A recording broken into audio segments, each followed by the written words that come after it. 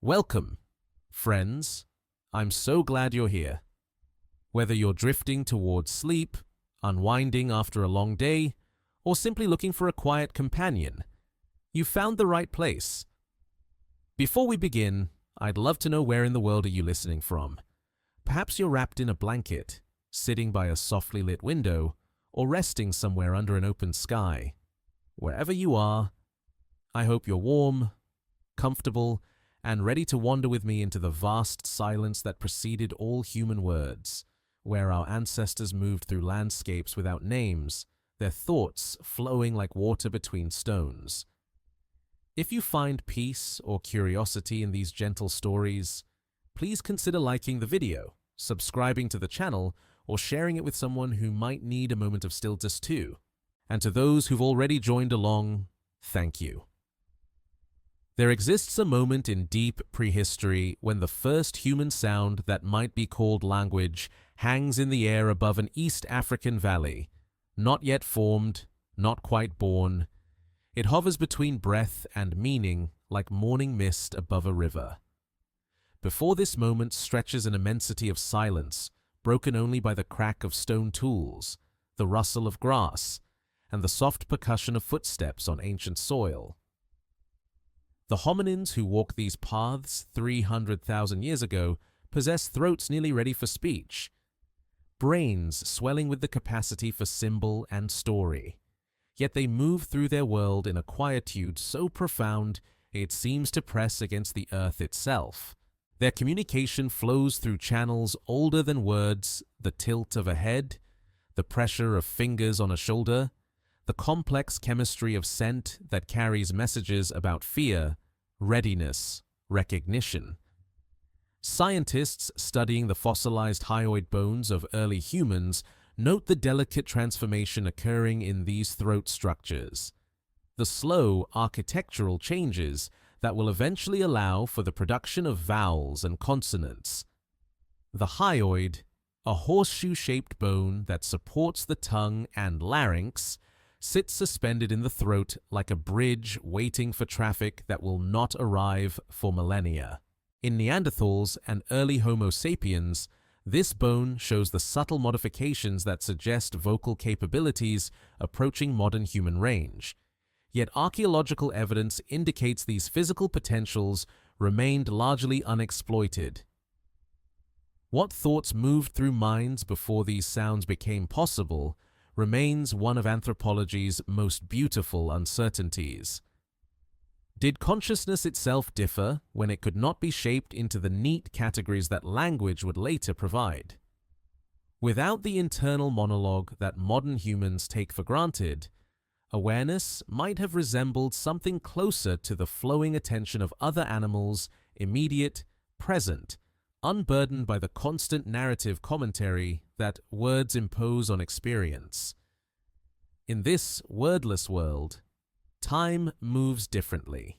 Without the ability to say, yesterday or when the rains come again, experience exists in an eternal present, punctuated only by the rhythms of hunger, safety, and sleep. The irony of studying this silence is that it can only be approached through the very tool that ended it through words that try to point toward what existed before words, like trying to capture darkness with light. Researchers must use sophisticated linguistic models to theorize about pre-linguistic cognition, a conceptual puzzle that delights philosophers of mind. Memory in these early communities must have been a physical thing, held in the body's gestures and the group's movements rather than in the portable containers of stories. Knowledge about which plants heal and which kill travels not through spoken instruction but through careful watching, through the patient repetition of actions until they become as natural as breathing. The wisdom of generations accumulates not in libraries or oral traditions, but in the quiet competence of hands that know exactly how to knap flint, exactly which berries ripen first, exactly how to read the subtle signs that indicate whether a water source is safe. Anthropologists studying contemporary hunter-gatherer societies observe how much can be communicated through gesture, facial expression, and the complex semaphore of body positioning. Among the Hadza people of Tanzania, hunters can coordinate elaborate strategies using only hand signals and eye movements. Among Australian Aboriginal groups, some ceremonial contexts require periods of absolute silence, during which all necessary communication occurs through intricate sign systems that can convey abstract concepts as complex as any spoken language. These modern examples hint at the sophisticated nonverbal communication systems that may have preceded speech. The absence of language creates a different relationship with the natural world. Without words to separate self from environment, the boundary between human consciousness and the rustling grass, the flowing water, the wheeling stars above might have been more fluid than modern minds can easily imagine. This was communication by immersion, understanding through participation rather than description. The landscape itself becomes a kind of text. Read through the soles of feet that recognize the subtle variations in soil composition, through nostrils that pass the complex vocabulary of wind-carried scents. Pheromonal communication plays a role that modern humans have largely forgotten. The vomeronasal organ, though vestigial in contemporary people, may have been more active in early hominins. Chemical messages carried information about emotional states, fertility cycles, kinship relationships, even individual identity. Touch carried complex meanings, the duration and pressure of contact, encoding messages about status, affection, warning, invitation. Only took 3 million years for our species to trade this rich sensory vocabulary for the more portable convenience of words. Yet even in this silence, something is stirring. Neural pathways are slowly carving themselves into patterns that will eventually house grammar and vocabulary. Genetic mutations that enhance vocal control and auditory processing are spreading through small populations. The FOXP2 gene, crucial for language development, is undergoing the subtle modifications that will later enable complex speech. The capacity for symbolic thought flickers like a flame that has not quite caught, waiting for the right conditions to blaze into full speech. Archaeological evidence suggests that early humans were already engaging in behaviors that required abstract thinking, creating art, burying their dead with grave goods, using ochre for body decoration.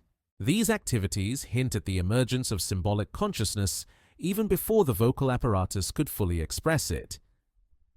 Cave paintings from 40,000 years ago represent thoughts that may have existed for millennia before they could be spoken. The mind was learning to create meaning before the throat learned to voice it. Social groups of early humans developed sophisticated cooperation strategies without explicit verbal coordination.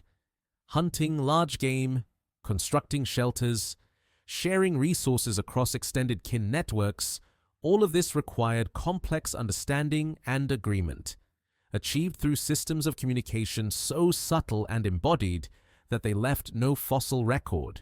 The coordination itself endures in archaeological traces the precisely planned hunting sites, the evidence of resource sharing across great distances, the careful construction of living spaces that suggest agreed-upon social roles and responsibilities.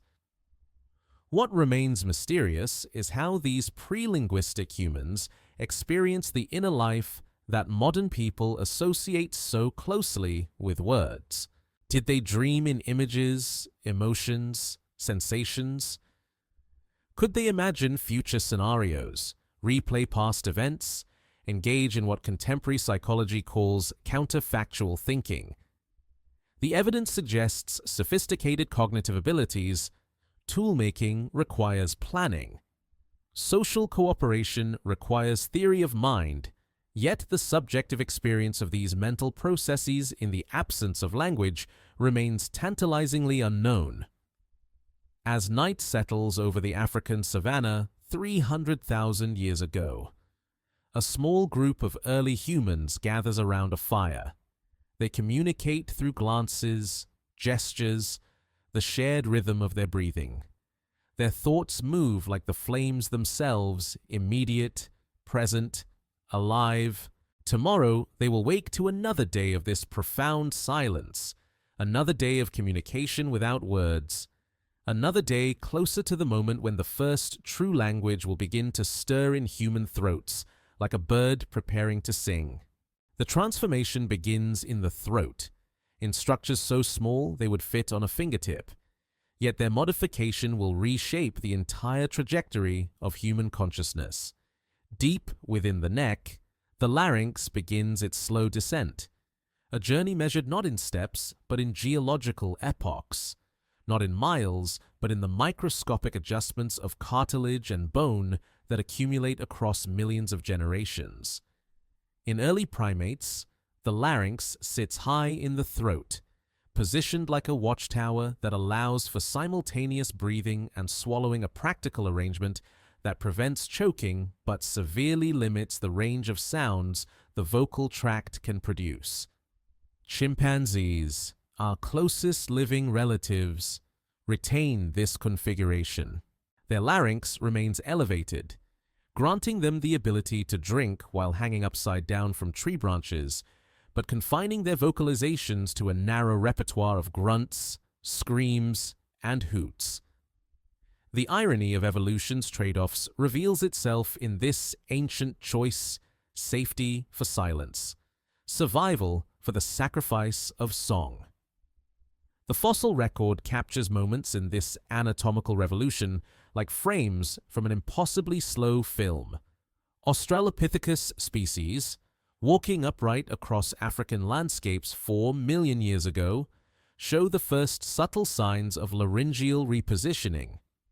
Their hyoid bones, when they survive in the fossil record, begin to display the modifications that suggest a throat in transition.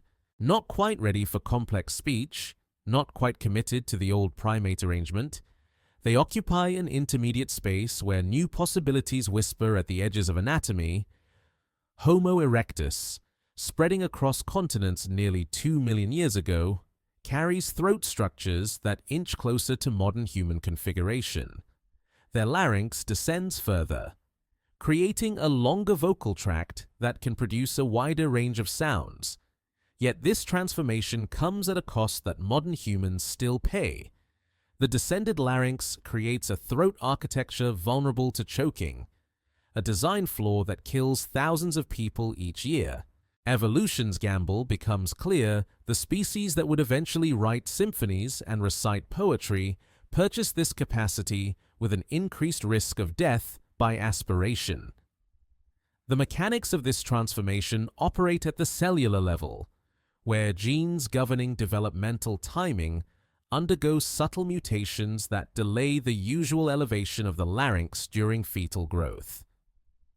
The Hox genes, master controllers of body plan development, acquire modifications that extend the period during which the larynx remains in its lower position. FOXP2, the gene that will later become crucial for language acquisition, begins to accumulate the changes that will eventually enable precise vocal motor control. Only took several million years for random genetic drift to accidentally invent the hardware for human speech. Neanderthals inherit a version of this descended larynx, though analysis of their fossil remains suggests their vocal tract proportions differed slightly from modern humans. Computer models based on Neanderthal skull reconstruction indicate they could produce most human speech sounds, though certain vowels might have remained beyond their range. The shape of their vocal tract may have given their speech a subtly different quality, perhaps deeper, more resonant, carrying across the valleys of Ice Age Europe with a timbre no modern human can replicate. What remains mysterious is the evolutionary pressure that drove this anatomical shift. Traditional theory suggests that increasing social complexity required more sophisticated communication, But this explanation assumes speech was the goal rather than an accidental byproduct. Alternative hypotheses propose that the descended larynx initially served other functions, perhaps improving breathing efficiency during long-distance travel, or enabling the low-frequency vocalizations that can travel farther across open landscapes. Recent research in vocal anatomy reveals the exquisite precision required for human speech production. The larynx must coordinate with the tongue, lips, soft palate, and respiratory system in timing measured in milliseconds. The muscles controlling vocal fold tension can make adjustments smaller than the width of a human hair, creating the minute pitch variations that distinguish questions from statements, sarcasm from sincerity. This level of motor control requires neural circuitry of extraordinary sophistication, circuitry that evolution assembled piece by piece across countless generations. The descended larynx also transforms the human capacity for breath control. Unlike other primates, who can sustain vocalizations only as long as a single exhalation allows, humans develop the ability to regulate breathing specifically for speech production. The intercostal muscles between the ribs, the diaphragm, even the muscles of the abdomen coordinate to create the steady airflow that enables long sentences, extended singing, the rhythmic breathing patterns that will eventually underlie poetry and prose. Archaeological evidence suggests that even early humans with partially descended larynges were experimenting with sound production in ways that went beyond basic communication. Caves with exceptional acoustic properties show evidence of repeated human occupation, suggesting these spaces were chosen specifically for their sound-enhancing qualities. Flute-like instruments crafted from bird bones and mammoth ivory appear in archaeological sites dating back 40,000 years, indicating that humans were exploring the musical possibilities of their evolving vocal apparatus. The transformation occurs unevenly across human populations. Genetic analysis reveals that different groups acquired the full complement of speech-enabling mutations at different times, with some populations retaining more ancient vocal tract configurations longer than others. This staggered evolution creates a period during human prehistory when different communities possessed varying degrees of vocal sophistication, some with nearly modern speech capabilities, others still limited to simpler vocalizations. Children today recapitulate this evolutionary journey during their own development. Born with high-positioned larynges like their primate ancestors, human infants experience the descent of their larynx during their first years of life. By age 2, the larynx reaches approximately its adult position, coinciding with the explosion of language acquisition that characterizes early childhood. This developmental timeline echoes the species-wide transformation, each child's throat retracing the path that led from primate calls to human conversation. The final positioning of the modern human larynx creates a vocal tract with unique geometric properties. The right angle bend between the horizontal mouth cavity and vertical throat cavity produces resonance patterns that can generate the full range of human vowels and consonants. This L-shaped acoustic chamber functions like a sophisticated musical instrument, capable of producing sounds of remarkable precision and variety. Yet it remains a fragile instrument, vulnerable to damage from disease, injury, or simple mechanical failure. What strikes researchers most profoundly is the irreversibility of this evolutionary change. Once the larynx descended, there was no returning to the safer, higher position. Human lineages became committed to this new anatomical arrangement, with its trade-offs intact, enhanced vocal communication balanced against increased choking risk, expanded sound production coupled with reduced ability to eat and breathe simultaneously. The species that would eventually use words to reshape the world had purchased this ability through an anatomical modification that made every meal potentially dangerous. The throat's long evolution continues even now, as modern human vocal tracts show subtle variations that may represent ongoing adaptation to contemporary speech demands. Urban environments with high noise levels may be selecting for vocal characteristics that improve communication in acoustically challenging settings. The human larynx, having traveled so far from its primate origins, continues its patient adjustment to the acoustic landscape of a world filled with human voices. In the Rift Valley of East Africa, where tectonic forces have torn the continent apart and exposed layers of time like pages in an open book, the first whispers of human language begin to stir among small bands of Homo sapiens. The landscape itself seems designed for the birth of speech, vast expanses that demand long-distance communication, scattered resources that require coordination to exploit, social groups large enough to need complex organization, yet small enough for individual voices to matter.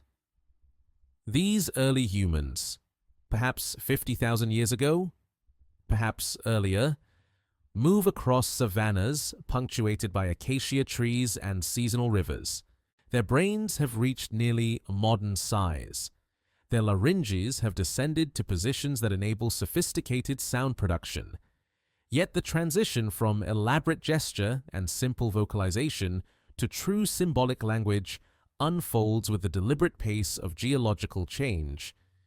Each generation adds small innovations to their communication repertoire, modifications so subtle they would be invisible to individual lifetimes, but revolutionary when accumulated across millennia. The archaeological record captures tantalizing hints of this transformation. Ochre crayons ground to fine points suggest the creation of symbolic marks, though whether these represent decoration, ritual significance, or early attempts at notation remains a mystery that haunts anthropologists. Perforated shells found hundreds of miles from their marine origins indicate trade networks that required complex planning and agreement about value. The conceptual foundations that will eventually support linguistic abstractions like tomorrow, promise, and debt. Recent genetic analysis reveals that the populations living in this region during this period possess the full complement of mutations associated with modern language capacity. The FOXP2 gene shows its contemporary configuration, enabling the fine motor control necessary for rapid speech production. Neural development genes like CACNAR1C and CNTNAP2 have acquired the variations that support the complex synaptic connections underlying grammar and vocabulary acquisition. Yet, possessing the hardware for language differs profoundly from inventing language itself, like owning a piano before music has been conceived. The emergence of proto-language likely began with the gradual conventionalization of natural gestures and vocalizations. A hand cupped near the mouth to indicate drinking slowly transforms into a more abstract gesture that means water in any context. A warning call that originally accompanied the sight of a predator begins to be used to refer to danger in general, then to past dangers, then to hypothetical future threats. The boundary between reactive communication and symbolic reference dissolves so gradually that no single moment marks the transition. What remains most mysterious is how these early humans made the conceptual leap from communication about immediate, present circumstances to communication about abstract, displaced concepts. Modern children acquire this ability naturally through immersion in existing language communities. But the first humans to develop symbolic reference had no linguistic environment to draw upon. They had to invent not only the sounds and gestures that would carry meaning, but the very concept that sounds and gestures could carry meaning independent of immediate context. computational models of language evolution suggest that this transition required a critical mass of symbolic conventions before the system could become self-sustaining. Our community needs dozens of agreed-upon symbols before the advantages of symbolic communication outweigh the cognitive costs of maintaining and using these conventions. Below this threshold, gestural and contextual communication remains more efficient. Above it, symbolic language becomes indispensable for coordinating increasingly complex social behaviors. The communities that first achieved this critical mass occupied environments that provided both the necessity and opportunity for linguistic innovation. Seasonal migrations required planning and coordination across time. Cooperative hunting of large game demanded the ability to discuss strategy, assign roles, and coordinate timing. Tool-making traditions needed transmission across generations with sufficient precision to maintain technological sophistication. The African savannas created ecological pressures that made symbolic communication advantageous, while providing social structures stable enough for linguistic conventions to develop and persist. Evidence from contemporary hunter-gatherer societies offers insights into how these early linguistic communities might have functioned. Among the Kung people of the Kalahari, conversations flow seamlessly between speech, gesture, and environmental reference, with speakers pointing to tracks, stars, or landscape features as integral parts of their communication. Stories embed geographical information, seasonal cycles, and resource locations within narrative structures that ensure cultural knowledge survives across generations. These modern examples hint at the integrated communication systems that may have characterized early human communities. The first symbolic communications likely concerned the practical necessities of survival water sources, food locations, tool-making techniques, social relationships.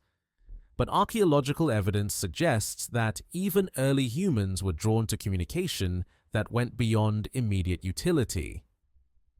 Cave paintings dating to this period show evidence of narrative representation, scenes that tell stories rather than simply depicting objects.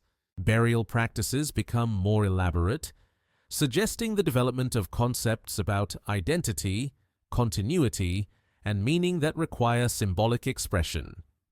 Genetic diversity patterns in contemporary African populations indicate that the communities developing early language were small, perhaps a few hundred individuals in scattered bands across the eastern and southern regions of the continent. This small population size created both constraints and opportunities for linguistic innovation. Innovation spread rapidly through intimate social networks, but the limited number of speakers made new linguistic conventions vulnerable to extinction through demographic accidents or environmental changes. The neural architecture supporting language development operates differently in the absence of existing linguistic input. Modern studies of deaf children who create gestural languages in isolation reveal that human brains possess powerful innate capacities for linguistic systematization. But these capacities require social interaction to fully manifest. The first humans developing symbolic language had to bootstrap this process, using their innate linguistic instincts to create the very social linguistic environment that those instincts were designed to exploit. Climate records from this period show that East Africa experienced cycles of expansion and contraction in habitable zones, forcing human populations into periodic contact and isolation. These demographic pulses may have accelerated linguistic innovation by bringing together communities with different communication traditions, creating opportunities for the kind of cross-cultural contact that drives rapid linguistic change. The alternation between isolation and contact provided both the stability necessary for linguistic conventions to develop and the disruption that spurred innovation. Archaeological sites from this period show evidence of increasingly sophisticated social organization. Campsites display structured use of space that suggests agreed-upon social roles and behavioral norms. Tool-making areas are separated from food preparation areas, which are separated from sleeping areas, indicating the development of social concepts that require linguistic expression. The organization of daily life itself becomes a form of communication, a three-dimensional grammar written in the arrangement of stones and the distribution of artifacts. What strikes researchers most profoundly is the irreversible nature of this transition. Once human communities developed symbolic language, there was no returning to purely gestural or contextual communication. Language transforms not only how humans communicate with each other, but how they think about the world, organize their memories, and conceive of themselves as conscious beings. The first words spoken in African valleys 50,000 years ago began a process that would eventually reshape human consciousness as profoundly as bipedalism had reshaped human anatomy. The morning light filters through acacia branches onto a group of early humans gathered around the remains of their fire. One points toward distant hills while making sounds that carry meaning beyond the immediate gesture. Another responds with sounds that reference yesterday's hunt, tomorrow's journey. Their children listen, their brains automatically extracting the patterns that will become the foundation of all human language. In this quiet moment, surrounded by the vast silence of the African savanna, the first true conversation begins. Grammar builds itself from repetition, from the patient accumulation of patterns that emerge when humans attempt to map the infinite complexity of thought onto the finite resources of sound and gesture. In those early African communities where symbolic communication first took root, the invisible architecture of language begins to crystallize, not through conscious design, but through the inexorable logic of minds seeking efficient ways to encode and decode meaning. The process unfolds with the mathematical elegance of crystal formation. Individual words, initially isolated units of meaning, begin to arrange themselves in consistent relationships. The sound that means water starts appearing in predictable positions relative to the sounds that mean find or drink or clean. These positional preferences, emerging from thousands of small conversational moments, gradually solidify into the first grammatical rules, invisible constraints that govern how meanings can combine to create more complex meanings. Modern linguistic analysis reveals that all human languages, regardless of their surface differences, organize themselves around a finite set of universal principles. Subjects tend to precede objects. Modifiers cluster near the words they modify. Questions employ systematic alterations of declarative sentence patterns. These universals suggest that grammar emergence follows predictable pathways, that the first humans developing systematic language were guided by cognitive constraints that still shape how contemporary children acquire their native tongues. The archaeological record offers oblique evidence of this grammatical crystallization. Tool-making sequences from 50,000 years ago show increasing standardization, suggesting that the instructions for creating these implements were becoming more systematized and precise. Standardization requires grammatical structure ways of organizing information temporally, causally, conditionally. The flint knapper's knowledge, passed from expert to novice, demands linguistic constructions that can express relationships like before you strike the core, examine the angle of approach, or if the flake breaks incorrectly, try adjusting your grip position. What remains most mysterious is how these early communities developed the concept of grammatical categories. Modern languages distinguish between nouns and verbs, between past and present, between certainty and possibility. Yet these distinctions are not inherent properties of reality, but organizational systems imposed by human cognition. The The first speakers had to invent not only individual words, but the conceptual frameworks that would allow words to be systematically related to each other. Computational studies of grammar emergence suggest that simple communication games, repeated across many interactions, naturally give rise to systematic linguistic patterns.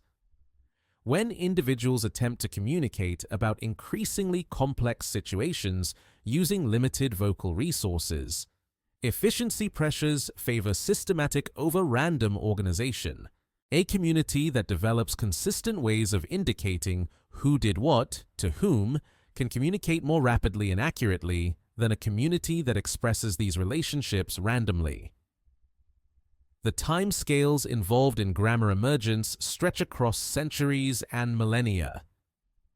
Linguistic innovations that begin as individual creative solutions to communication problems require generations to spread through communities, more generations to become standardized, still more generations to become so deeply embedded that speakers cannot consciously access or modify them. The grammar that governs a language operates largely below the threshold of awareness, like the circulation patterns of blood or the chemical processes of digestion. Evidence from contemporary Creole languages reveals how quickly systematic grammar can emerge from initially chaotic multilingual contact situations.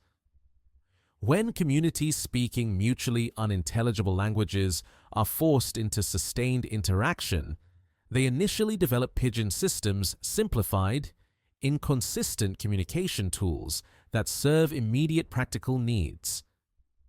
But when children grow up exposed to these pidgins as their primary linguistic input, they systematically elaborate and regularize these systems, creating fully grammatical Creole languages within a single generation.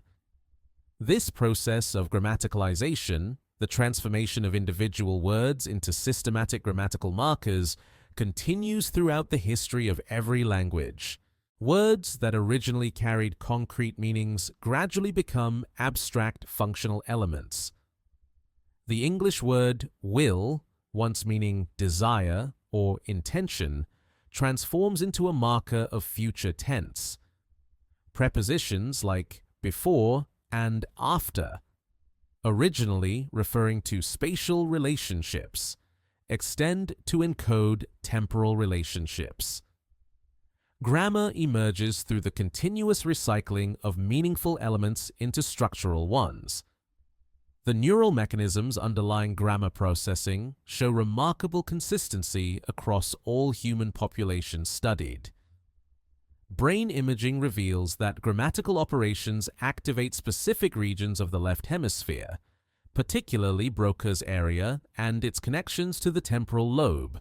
These neural circuits appear to be universal human endowments, suggesting that the capacity for systematic grammatical organization is not learned from the environment, but unfolds according to genetic programming that evolved alongside the first human languages.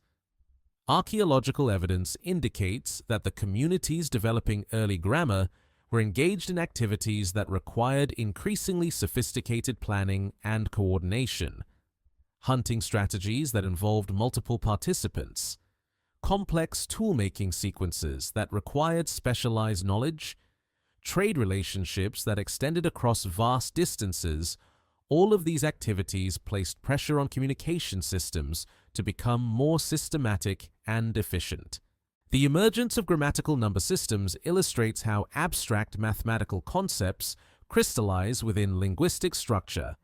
Early counting systems, evidenced by bone artifacts with systematic notch patterns, suggest that these communities were developing ways to track quantities precisely. The grammar of number singular, dual, plural distinctions. Precise counting sequences represents one of humanity's first forays into abstract mathematical thinking embedded within the structure of language itself. Tonal systems, found in many contemporary languages, may preserve traces of the earliest grammatical innovations. When vocal pitch carries systematic meaning, distinguishing between words or marking grammatical relationships, the voice becomes a more information-dense communication channel. Communities in tonal language regions of Africa show genetic variants associated with enhanced pitch perception, suggesting that the evolution of tonal grammar created selection pressures that modified human auditory capabilities. The social dynamics of grammar emergence remain largely invisible to archaeological investigation. How did communities negotiate disagreements about linguistic conventions? What happened when different groups with different grammatical systems came into contact?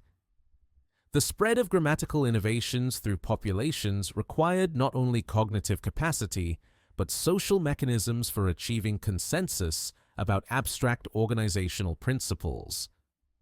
Children's role in grammatical systematization appears to have been crucial from the earliest emergence of human language. Modern studies show that children exposed to inconsistent linguistic input automatically regularize and systematize these inputs, creating more grammatical systems than their linguistic environment provides.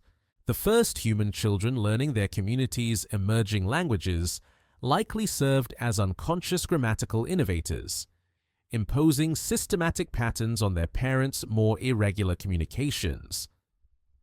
The recursive properties of human grammar, the ability to embed phrases within phrases, creating potentially infinite expressions from finite resources, represent perhaps the most remarkable feature of human linguistic capacity.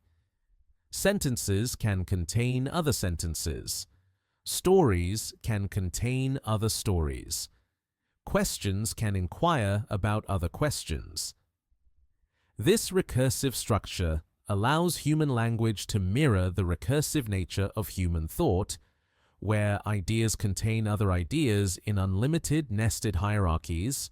What strikes linguists most profoundly is grammar's simultaneous flexibility and constraint. Every human language exhibits systematic patterns that speakers cannot violate without producing ungrammatical expressions.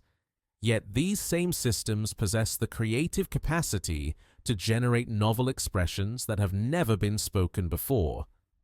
Grammar provides both the scaffolding that makes communication possible and the generative engine that makes creativity possible.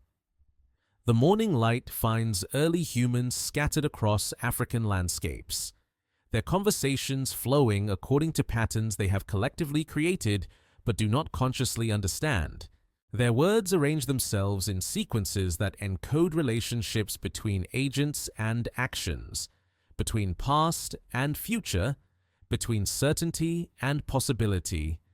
In their throats and minds, the invisible architecture of human thought is under construction, built from breath and repetition, destined to become the foundation for every story, every song, every whispered secret that humans will ever share. Before the first story was told, before the first argument was made, before human voices learned to parse the world into the neat categories of subject and predicate, there may have been song. Rhythm and melody emerge from the human throat with an ease that suggests they preceded the more complex architectures of grammatical speech, flowing like water through vocal channels that evolution had been preparing for millennia. The hypothesis that humans sang before they spoke finds support in the most unexpected places. Modern infants, born into a world saturated with language, show preferential attention to singing voices over speaking voices. Their neural responses to musical patterns mature weeks before their responses to linguistic patterns. The cooing and babbling that precedes first words follows musical contours, rising and falling in melodic phrases that carry emotional meaning long before they carry referential meaning. Archaeological evidence hints at humanity's ancient relationship with organized sound. Bone flutes discovered in European caves dating to 40,000 years ago show sophisticated understanding of musical intervals, precise drilling that creates specific pitch relationships, decorative markings that suggest these instruments held ceremonial significance. But the human voice as musical instrument required no crafting, no external materials, only the coordination of breath and throat that was already developing for other purposes. The neurological substrates of music and language overlap extensively, yet maintain crucial differences. Brain imaging studies reveal that musical processing engages both hemispheres more equally than language processing, which shows strong left hemisphere dominance. This bilateral activation suggests that musical communication might have provided evolutionary advantages distinct from those conferred by referential language social bonding, group coordination, emotional regulation, memory enhancement. In contemporary hunter-gatherer societies, singing serves functions that pure speech cannot replicate. Among the Ba'aka people of Central Africa, hunting songs coordinate group movement through dense forest, with individual voices weaving in and out of collective patterns that maintain group cohesion across invisible distances. Among Australian Aboriginal communities, songlines encode geographical and mythological information in musical structures that can be transmitted across vast landscapes and maintained across generations with remarkable fidelity.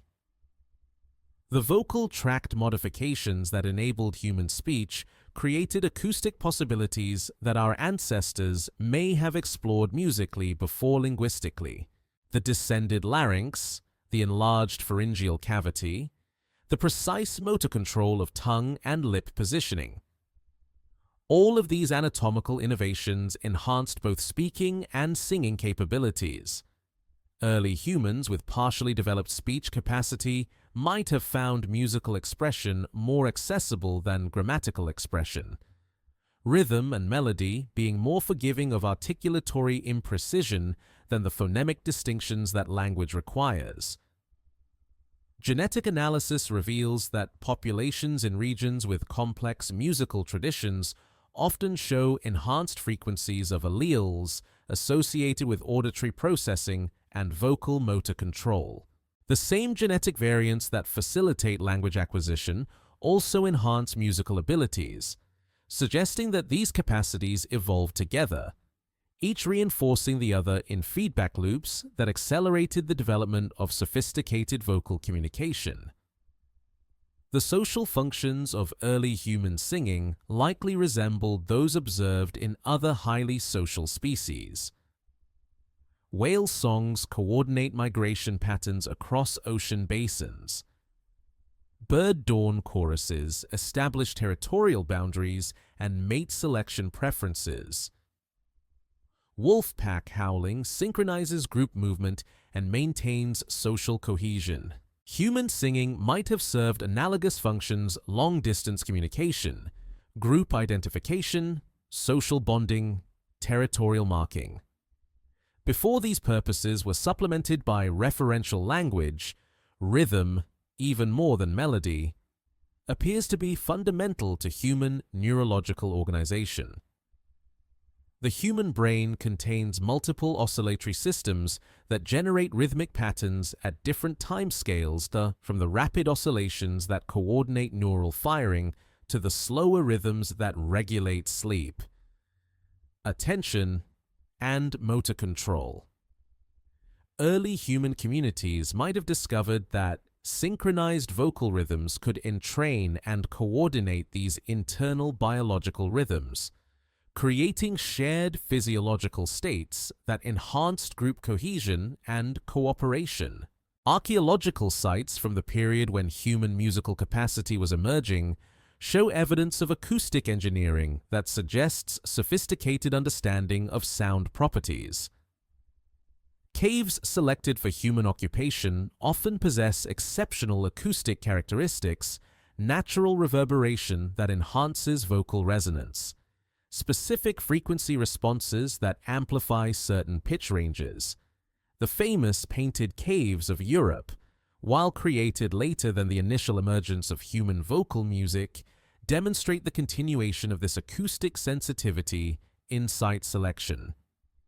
The relationship between early human music and dance likely developed simultaneously.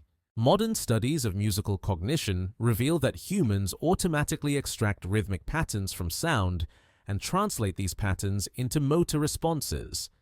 Even newborn infants show synchronized movement responses to regular beats.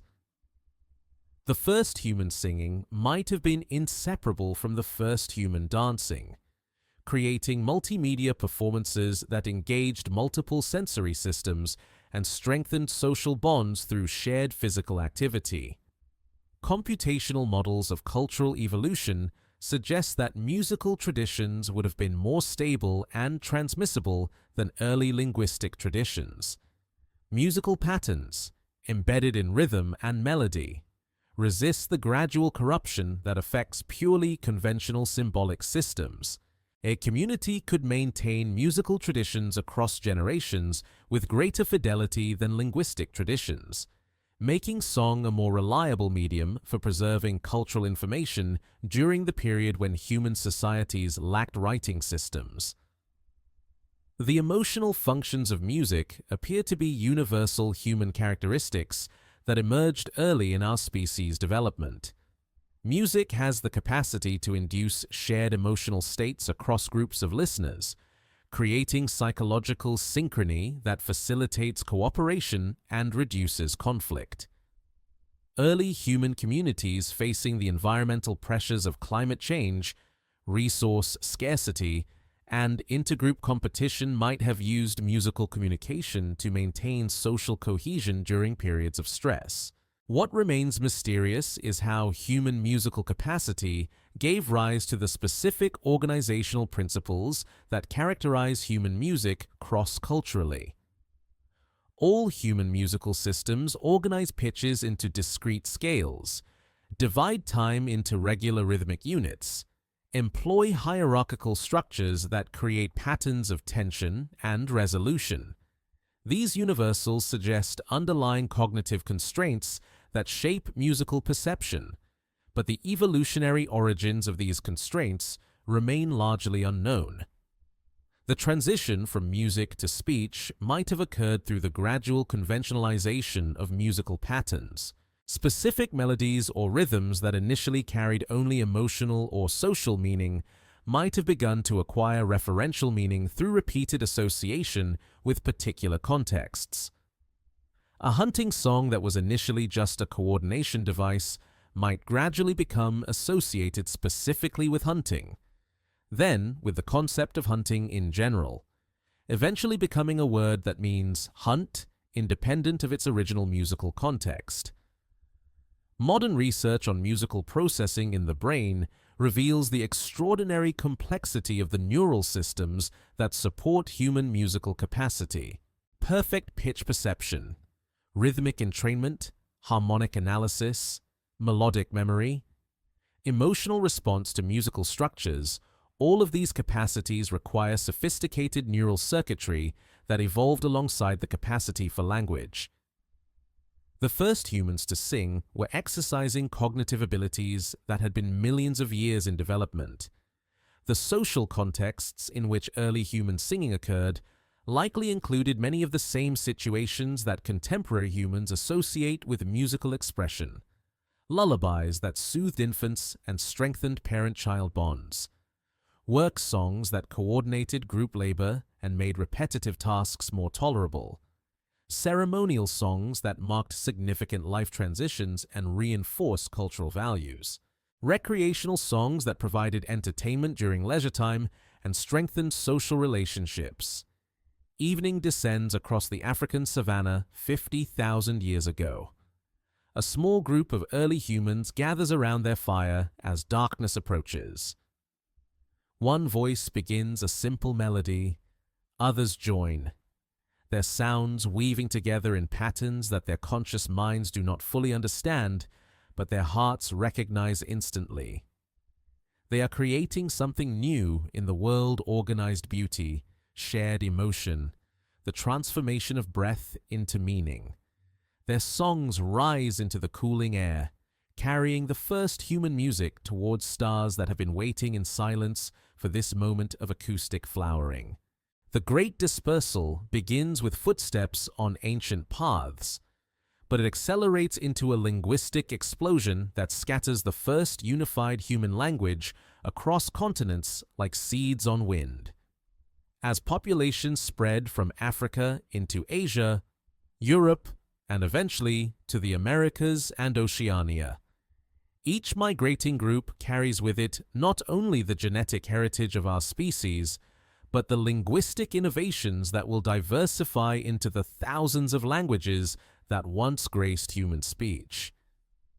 Genetic evidence suggests that the major waves of human migration occurred between 70 and 40,000 years ago, carried by communities that possessed fully developed linguistic capacity. These travelers spoke languages that were already sophisticated, already grammatical, already capable of encoding the complex social and technical knowledge necessary for successful colonization of new environments. Yet the very act of migration set in motion the forces that would fragment this original linguistic unity into countless daughter languages. The process unfolds according to principles that linguists now recognize as universal features of language change. Small founding populations, perhaps a few hundred individuals, establish themselves in previously uninhabited territories. Geographic isolation immediately begins to affect their language as new environmental conditions demand new vocabulary, as contact with the parent population diminishes, as random changes accumulate without correction from the original linguistic community. Archaeological evidence traces these early migrations through stone tool technologies that spread across continents, artistic traditions that maintain recognizable similarities across vast distances, genetic markers that reveal the timing and direction of population movements. But the languages these people spoke vanish without trace, leaving only the faintest echoes in the deep structural similarities that comparative linguists detect among contemporary language families. The Sahara Desert, alternately barrier and bridge depending on climatic cycles, plays a crucial role in early linguistic diversification. During humid periods, this region supports human populations and facilitates linguistic contact between African and Middle Eastern communities. During arid periods, it becomes an impassable obstacle that isolates populations on either side, accelerating the divergence of their languages. Only took 10,000 years of separation for mutually intelligible dialects to become completely incomprehensible languages. The peopling of Southeast Asia and the Pacific Islands requires sophisticated maritime technology and navigational knowledge that must be transmitted through language. The Austronesian expansion, beginning perhaps 6,000 years ago, carries speakers across thousands of miles of open ocean, from Taiwan to Madagascar to Easter Island. The languages of this family preserve traces of ancient sailing terminology, navigation concepts, marine ecology knowledge that reveals the linguistic sophistication of these early ocean voyages. Computational models of language change suggest that geographic distance and population density interact to determine rates of linguistic divergence. Communities that maintain frequent contact change their languages in parallel, preserving mutual intelligibility across considerable time spans.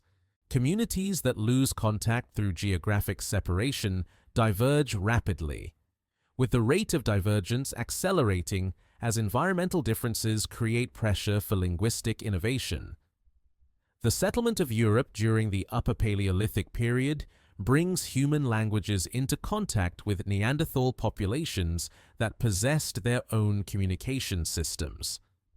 Recent analysis of Neanderthal DNA reveals that they shared most of the genetic variants associated with human language capacity, suggesting that linguistic contact between these populations might have been possible.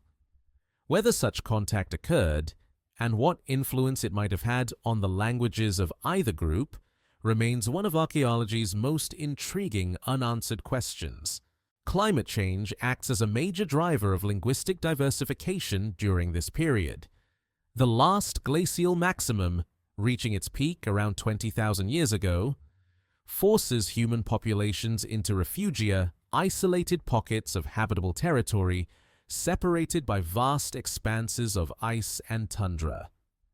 Languages spoken by populations trapped in these refugia undergo rapid change in isolation, emerging from the glacial period as distinct linguistic varieties that reflect their separate evolutionary trajectories.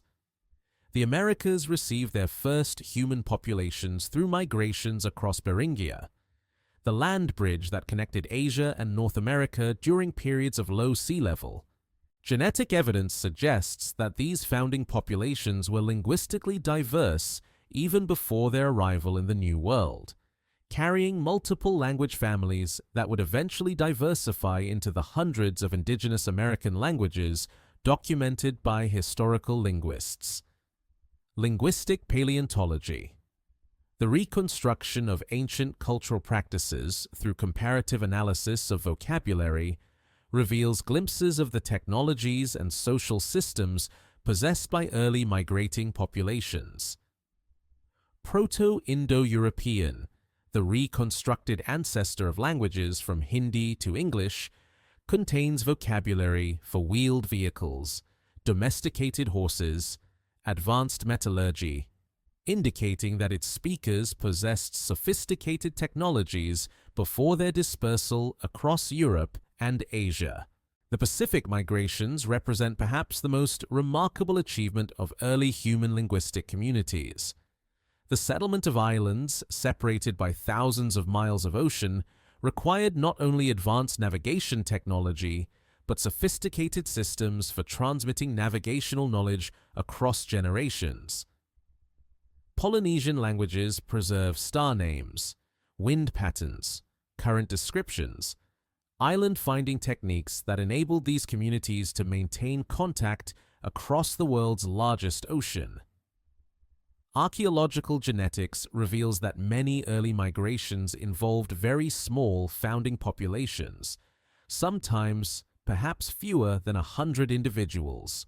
Such demographic bottlenecks create ideal conditions for rapid linguistic change, as random innovations can quickly spread through the entire community. The languages that emerge from these bottlenecks often show evidence of their small founding populations in simplified grammatical systems, reduced phoneme inventories, or other features that reflect the limited linguistic diversity of their origins. Trade networks that develop among dispersed human populations create opportunities for linguistic contact and borrowing that complicate the simple model of divergent change. The obsidian trade routes that connected communities across thousands of miles in the Pacific, the amber routes that linked Baltic and Mediterranean regions in prehistoric Europe, the copper trading networks of early America, all of these economic relationships created linguistic relationships that cross-cut the boundaries between language families. The development of different subsistence strategies by migrating populations creates pressure for linguistic innovation in domain-specific vocabulary. Arctic populations develop elaborate terminology for ice conditions, snow types, and seasonal cycles. Tropical populations elaborate vocabulary for forest ecology, plant taxonomy, and seasonal weather patterns. Desert populations create precise terminology for water sources, navigation landmarks, and survival techniques. What strikes historical linguists most profoundly is the speed with which linguistic diversity accumulated during these early migrations.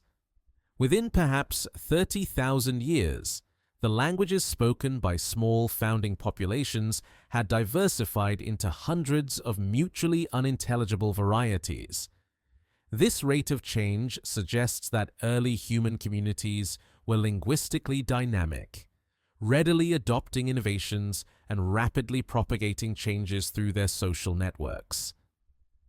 The social structures that enabled successful migration also facilitated linguistic change. Small, mobile communities with strong internal cohesion could adopt linguistic innovations quickly and maintain them as they moved into new territories.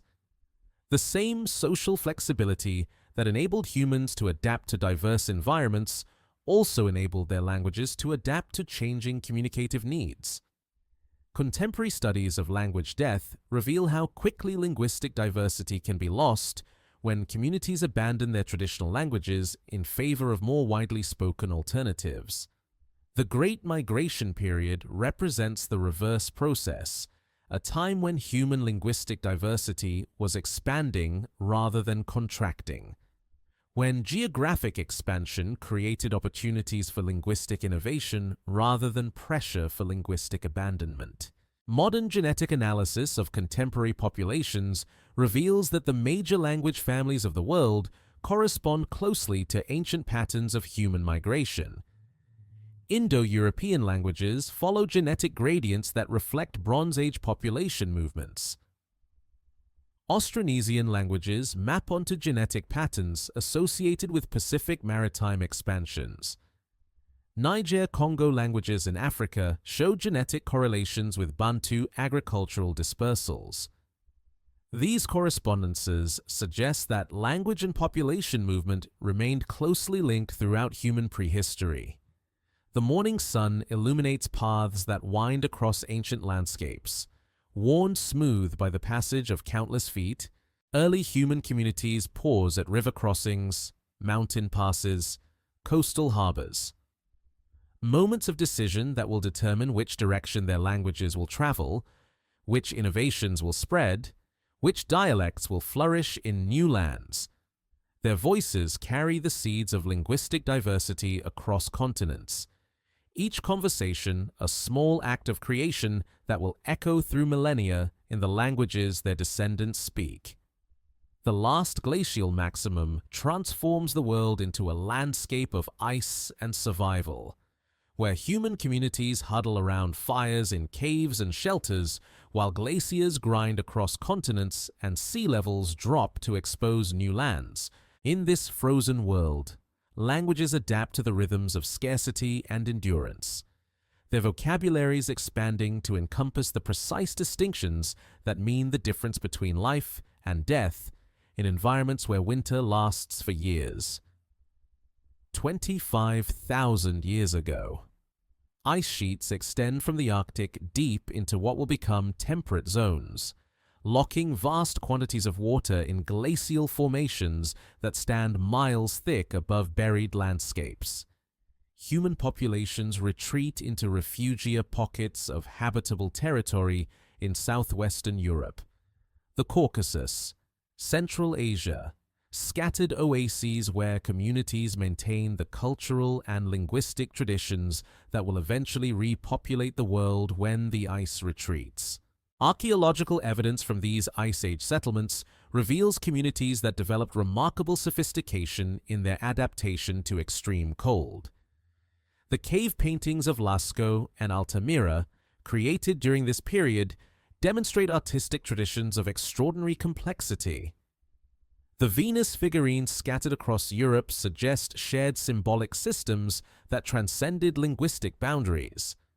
The elaborate tool technologies, the sophisticated hunting strategies, the complex burial practices all indicate that these were not mere survivors clinging to existence, but thriving communities that maintained rich cultural lives despite environmental adversity.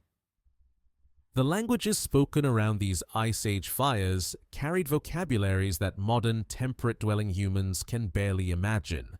Words for different types of snow, ice, and frost that made distinctions crucial for travel, hunting, and shelter construction. Terminology for wind patterns, temperature variations, and seasonal changes that enabled precise planning and coordination in environments where miscalculation could prove fatal. Specialized vocabulary for the behavior and ecology of cold-adapted animals, mammoths, woolly rhinoceros, cave bears, a reindeer whose movements and habits determined human survival. Genetic analysis of contemporary European populations reveals the legacy of these Ice Age refugia in the distribution of linguistic and cultural traits that persist to the present day. The Basque language, spoken in the Pyrenees, shows no clear relationship to any other European language and may preserve elements of the pre-glacial linguistic landscape. Certain dialectical features in Romance languages suggest substrate influences from languages spoken by Ice Age populations who were later assimilated by expanding agricultural communities. The social organization required for survival during the last glacial maximum created conditions that both preserved and transformed linguistic traditions. Small, tight-knit communities maintained languages with remarkable conservatism, passing down vocabulary and grammatical structures across millennia with minimal change. Yet, the extreme environmental pressures also drove linguistic innovation, as communities developed new ways of talking about their transformed world. Archaeological evidence suggests that these Ice Age communities maintained contact across surprisingly vast distances through trade networks that linked refugia separated by hundreds of miles of frozen terrain. Shells from Atlantic beaches appear in cave sites deep in the European interior. Amber from Baltic sources reaches communities in southern France. These exchange networks created opportunities for linguistic contact and borrowing that enrich the vocabularies of isolated communities. The rhythm of glacial advance and retreat created cycles of linguistic contact and separation that accelerated language change. During glacial maxima, communities became isolated in their refugia, allowing languages to diverge in separate evolutionary trajectories. During interglacial periods, populations expanded from their refugia, bringing divergent languages back into contact and creating opportunities for linguistic mixing and convergence. Modern studies of Arctic communities reveal the extraordinary precision of vocabulary systems adapted to extreme cold environments. Inuit languages contain dozens of terms for sea ice conditions, each encoding specific information about thickness, age, stability, and navigability. Siberian languages distinguish between types of snow based on crystal structure, density, and age distinctions that affect everything from animal tracking to shelter construction. These contemporary examples provide insights into the linguistic richness that characterized Ice Age vocabularies. The mythology and folklore preserved in post-glacial European traditions contain tantalizing hints of cultural memories from the Ice Age period. Stories of great winters, of animals that no longer exist, of landscapes transformed by ice and flood may preserve cultural memories transmitted through oral traditions that stretch back to the glacial period. Linguistic analysis reveals that some mythological vocabulary shows archaic features that suggest great antiquity. Cave acoustics played a crucial role in the linguistic cultures of Ice Age communities. Many decorated caves possess exceptional sound properties, natural amplification that enhances vocal resonance, echo patterns that create musical effects, specific frequency responses that emphasize certain aspects of human vocal production. These acoustic environments may have shaped the development of Ice Age languages, favoring vocal patterns that took advantage of natural sound enhancement. The demographic constraints of Ice Age survival created unique conditions for linguistic evolution. Communities that survived the glacial maximum were necessarily small, perhaps rarely exceeding a few dozen individuals.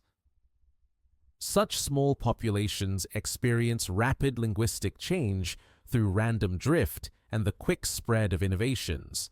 The languages that emerged from the glacial period likely differed substantially from their pre-glacial ancestors. Seasonal mobility patterns during the Ice Age required linguistic systems that could coordinate complex planning and scheduling.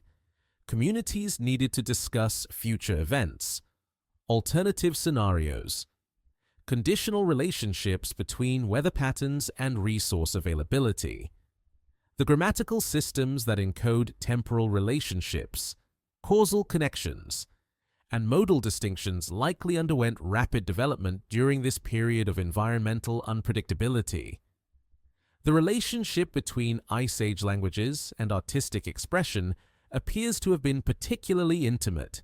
Cave paintings show evidence of systematic symbolic conventions that suggest shared understanding across communities and time periods.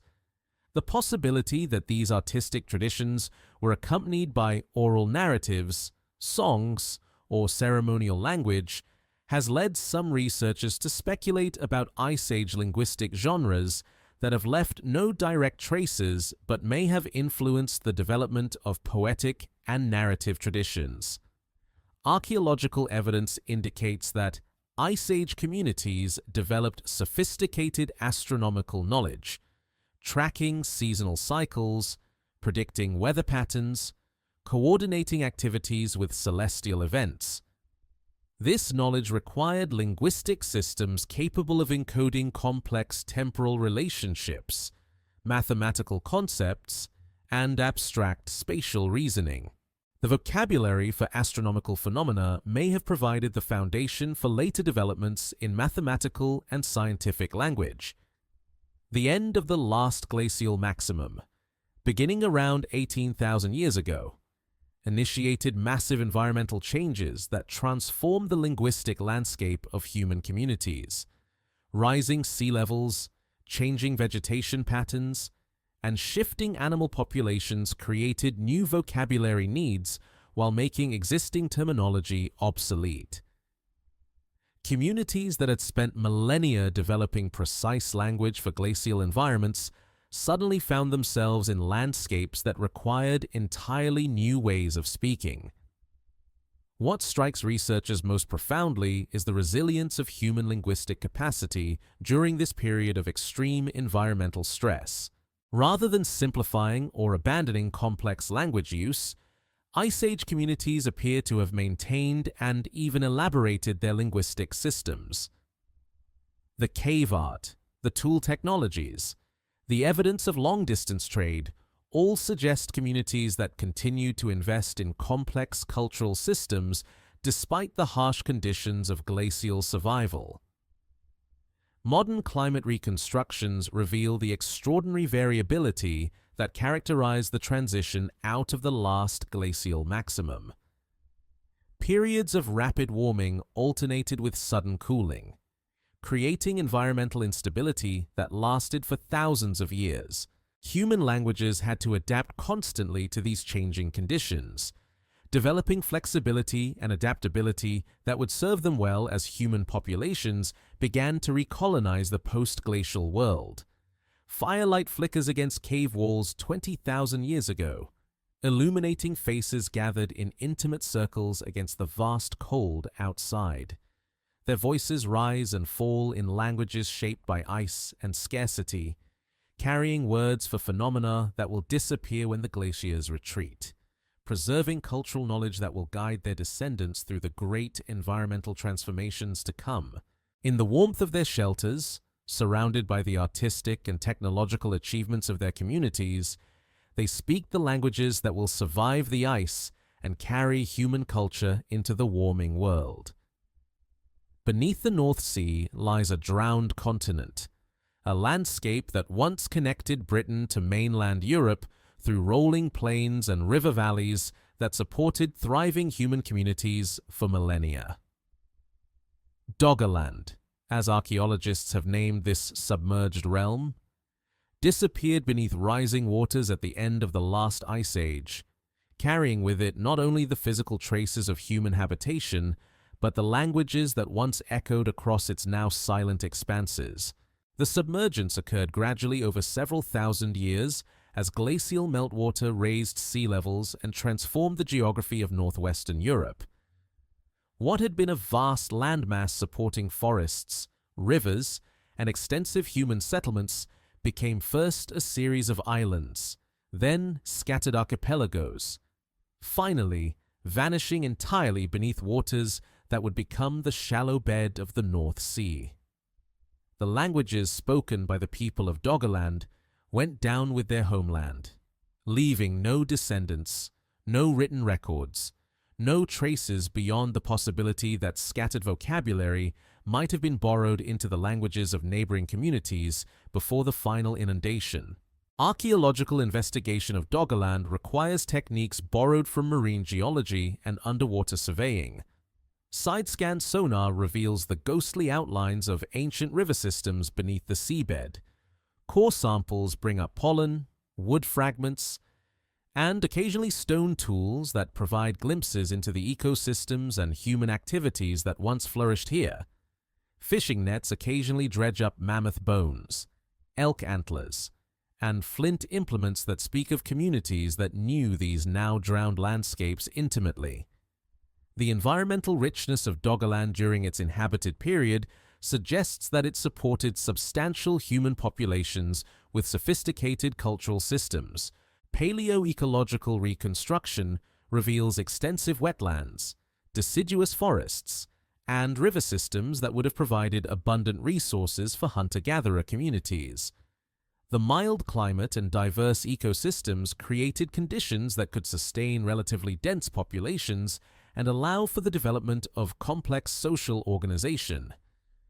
Genetic analysis of contemporary European populations hints at the demographic impact of Doggerland's submergence. Certain genetic variants show distributions that suggest ancient population bottlenecks coinciding with the period of sea level rise. These genetic signatures might preserve traces of the population displacements that occurred as Doggerland communities were forced to migrate to higher ground, carrying their genes but not their languages into new territories. The languages of Doggerland likely developed unique characteristics adapted to their distinctive environment. Extensive vocabulary for wetland ecology, specialized terminology for seasonal flooding patterns, precise words for the navigation of river systems and coastal marshes. These communities probably developed sophisticated knowledge of tidal patterns, seasonal migrations of waterfowl, and the complex relationships between freshwater and saltwater ecosystems that characterized their transitional environment. Archaeological evidence from contemporary sites on the edges of what was once Doggerland suggests that these communities maintained extensive trade networks and cultural contacts with populations across northwestern Europe. Flint from Belgian sources appears in British sites.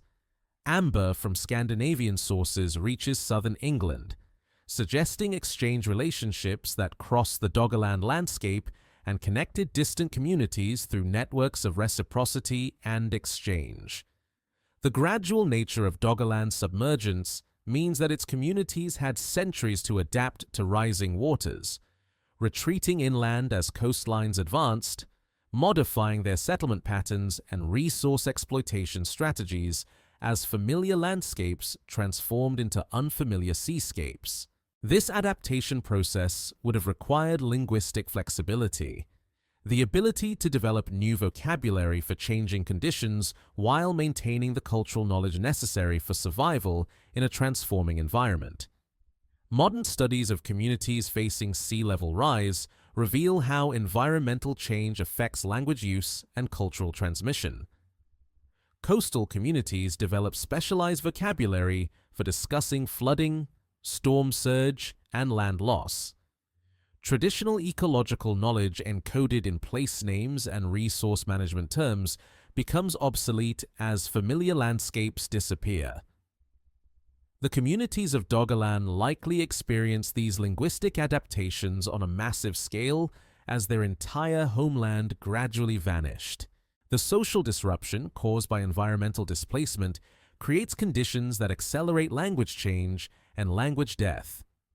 Communities forced to migrate often find themselves in territories occupied by groups speaking different languages. The need to communicate with new neighbors, combined with the social stress of displacement, can lead to rapid linguistic borrowing, language mixing, or complete language shift as displaced communities adopt the languages of their new territories. Computational models of language dynamics during periods of environmental change suggest that Doggerland's gradual submergence would have created complex patterns of linguistic contact and separation.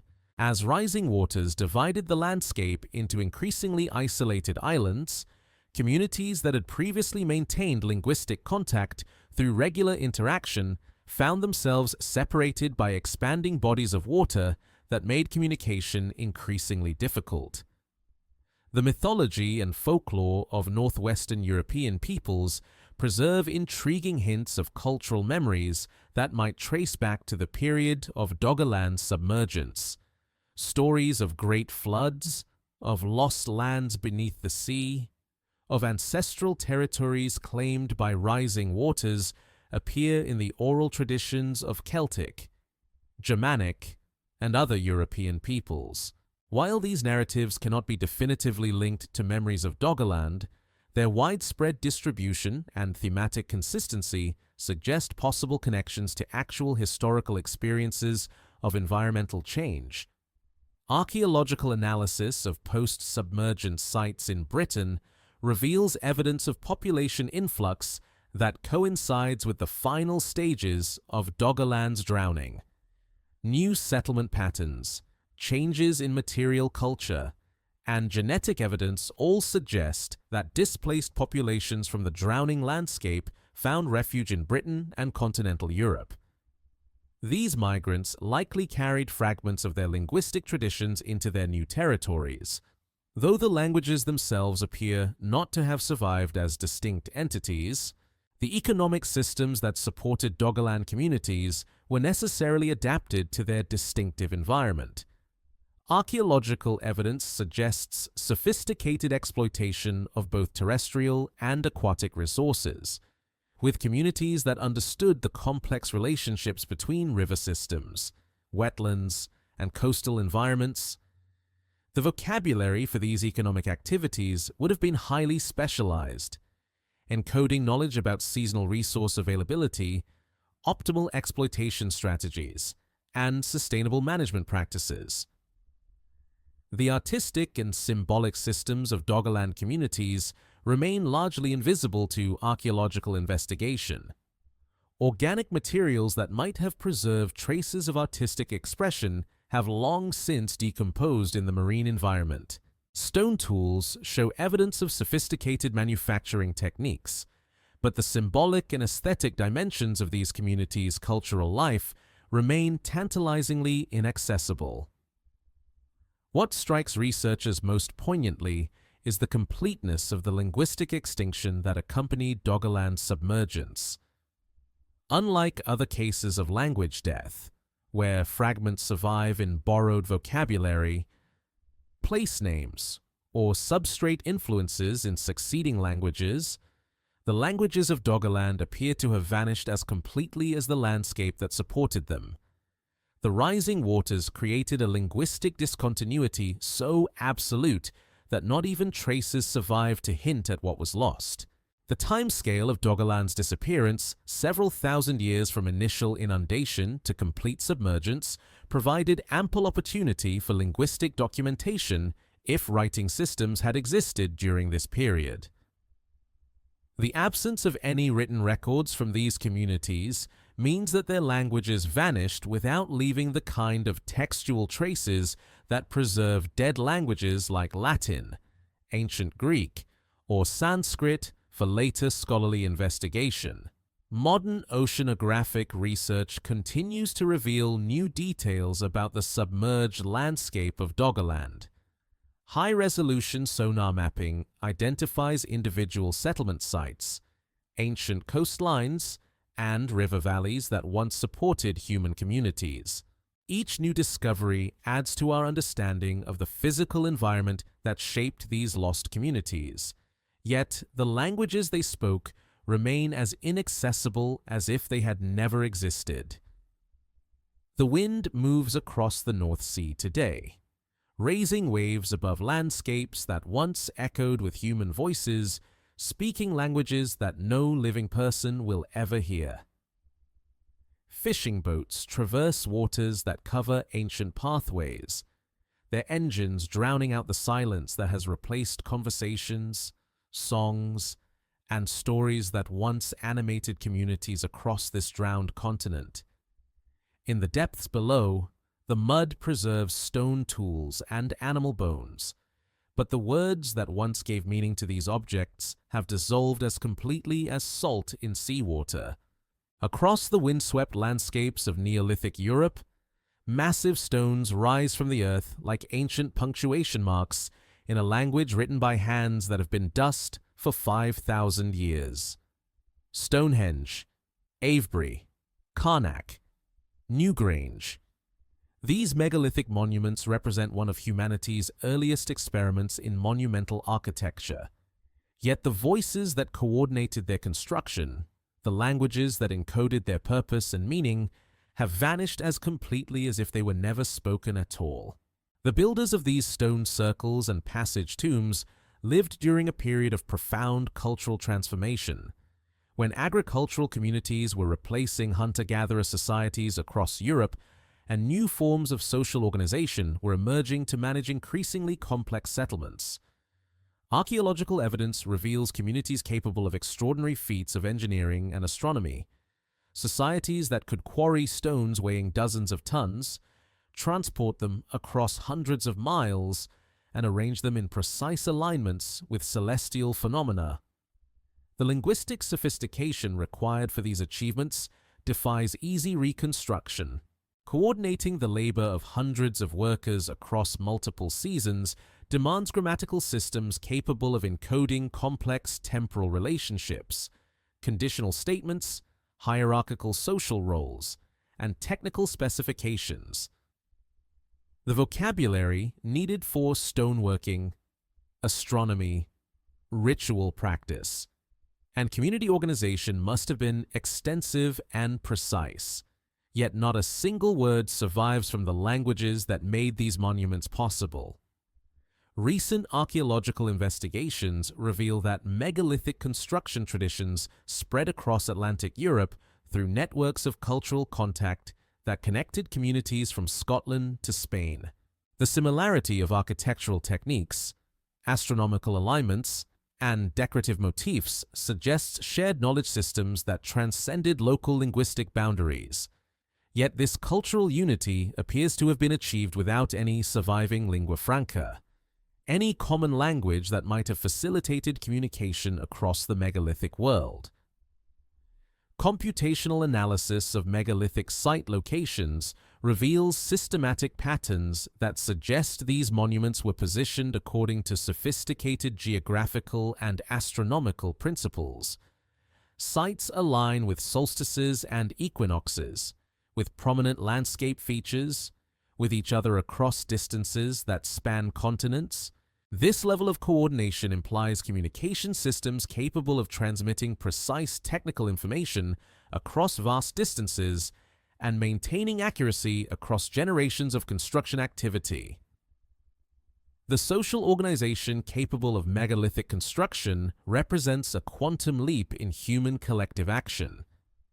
Modern experimental archaeology demonstrates that moving and erecting the largest stones at sites like Stonehenge would have required the coordinated effort of hundreds of people working with sophisticated understanding of leverage, friction, and structural engineering.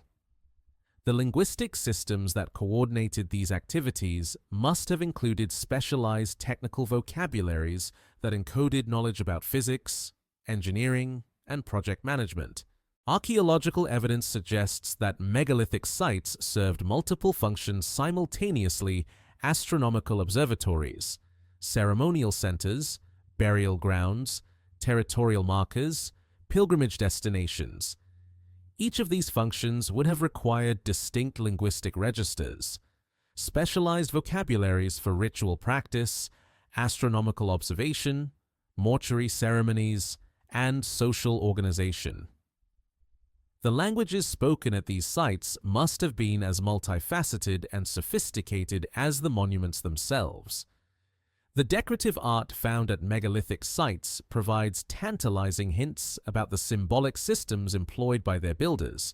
Spirals, cup marks, concentric circles, and abstract geometric patterns appear with remarkable consistency across sites separated by hundreds of miles. These symbols suggest shared meaning systems that cross linguistic boundaries, yet the languages that gave voice to these meanings remain entirely unknown. Genetic analysis of Neolithic European populations reveals complex patterns of migration and cultural contact that coincide with the megalithic construction period. DNA from ancient burials shows that megalithic communities included both local hunter-gatherer populations and immigrant farmers from Anatolia and the Near East. This genetic mixing implies extensive linguistic contact, yet the processes by which different language communities coordinated megalithic construction remain mysterious. The astronomical sophistication of megalithic monuments indicates that their builders possessed advanced mathematical and calendrical knowledge.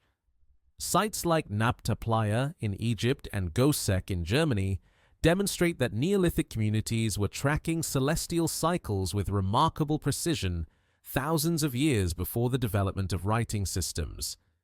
The linguistic systems that encoded this astronomical knowledge must have included sophisticated numerical concepts and temporal vocabularies. Modern studies of oral tradition preservation reveal how technical knowledge can be maintained across generations without written records. Australian Aboriginal communities have preserved astronomical and navigational information through song cycles and ceremonial narratives for tens of thousands of years. The megalithic communities of Neolithic Europe likely employed similar oral tradition systems to maintain the technical knowledge required for monument construction and astronomical observation. The religious and ceremonial functions of megalithic sites suggest that their builders possessed complex mythological and cosmological systems. Archaeological evidence indicates that these sites were used for seasonal ceremonies, burial rituals, and community gatherings that brought together populations from wide geographic areas. The languages employed in these ceremonial contexts likely included specialized religious vocabularies, ritual formulas, and mythological narratives. Archaeological investigation of megalithic quarry sites reveals the sophisticated geological knowledge possessed by their builders. The selection of specific stone types for different structural functions, the identification of natural fracture lines that facilitated quarrying, the understanding of stone weathering patterns that affected durability, all of this knowledge required precise technical vocabulary that has left no linguistic traces. The abandonment of megalithic construction traditions around 4,000 years ago coincides with broader cultural changes associated with the Bronze Age transition. New technologies, new burial practices, and new forms of social organization replaced the megalithic traditions, and the languages associated with these traditions appear to have disappeared along with the cultural practices they supported. What strikes archaeologists most profoundly is the apparent completeness of the linguistic extinction that accompanied the end of megalithic cultures. Unlike other cases of cultural transition, where elements of earlier traditions survive in modified form, the megalithic period appears to represent a complete cultural discontinuity. The languages, the knowledge systems, the social organizations that created these monuments vanished so thoroughly that even their memory was lost. Contemporary attempts to decode megalithic symbolism face the fundamental challenge of approaching visual symbols without access to the linguistic systems that originally gave them meaning. Modern interpretations of spiral motifs, cup marks, and geometric patterns remain speculative because the conceptual frameworks that organize these symbols have been irretrievably lost along with the languages that articulated them. The scale and precision of megalithic monuments suggest that their builders possessed not only advanced technical knowledge, but sophisticated systems for transmitting this knowledge across generations. The consistency of construction techniques and astronomical alignments across centuries of building activity implies educational systems capable of preserving complex technical information without written documentation. Archaeological evidence indicates that megalithic communities maintained extensive trade networks that connected Atlantic Europe with the Mediterranean, the Baltic, and beyond. Exotic materials found at megalithic sites, amber from the Baltic, jadeite axes from the Alps, copper from Ireland, suggest exchange relationships that required sophisticated systems for negotiating trade agreements and managing long-distance commerce. The morning sun rises through the trilithons of Stonehenge today, illuminating ancient stones that have stood in silence for millennia. Tourists and archaeologists walk among monuments whose builders spoke languages that have left no trace in any contemporary tongue. The stones themselves endure as testament to human achievement, but the voices that once animated these landscapes, the words that coordinated their construction, the songs that celebrated their completion, all of this has dissolved into a silence as complete as the space between the standing stones themselves. Along the ancient pathways that carried copper from the mines of Anatolia to the forges of Europe, bronze from the workshops of the Aegean to the chieftains of the north, languages developed that served as bridges between civilizations, tongues spoken by merchants and craftspeople whose words unlocked the treasures of distant lands. These commercial languages, born from necessity and shaped by the rhythms of trade, facilitated exchanges that would transform the material culture of Bronze Age societies, yet they too have vanished, leaving behind only the metal objects whose creation and distribution they once coordinated. The emergence of metallurgy around 5,000 years ago created new demands for specialized vocabulary and long-distance communication. Copper and tin, the essential components of bronze, occur in different geological formations scattered across vast geographic regions. Successful bronze production required not only technical knowledge about smelting and alloying, but extensive trade networks that could reliably supply raw materials from sources thousands of miles apart. Archaeological evidence reveals the extraordinary extent of Bronze Age trade networks. Tin from Cornwall appears in bronze objects found in Scandinavia. Amber from the Baltic reaches graves in Mycenaean Greece. Lapis lazuli from Afghanistan decorates artifacts discovered in Egyptian tombs. These exchange relationships created zones of linguistic contact that spanned continents, bringing speakers of diverse languages into regular commercial interaction. The technical vocabulary required for Bronze Age metallurgy must have been remarkably sophisticated. Words for different ore types, smelting techniques, alloying proportions, tool-making processes, quality assessment, and finished product categories. This specialized terminology had to be transmissible across linguistic boundaries, creating pressure for the development of trade languages that could encode technical information accurately while remaining accessible to speakers of diverse native tongues. Computational analysis of Bronze Age artifact distributions reveals patterns that suggest systematic organization of long-distance trade. Certain combinations of materials appear repeatedly across wide geographic areas, indicating standardized production processes and quality control systems.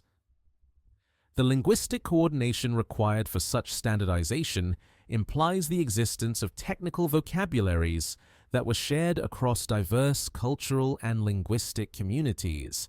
The social organization of Bronze Age trade required linguistic systems capable of encoding complex concepts about value, exchange rates, credit relationships, and contractual obligations.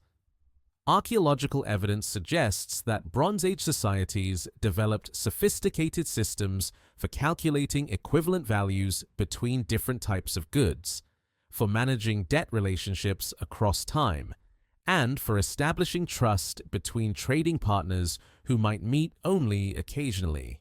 Recent discoveries of Bronze Age writing systems provide glimpses into the linguistic diversity that characterized this period of intensified cultural contact.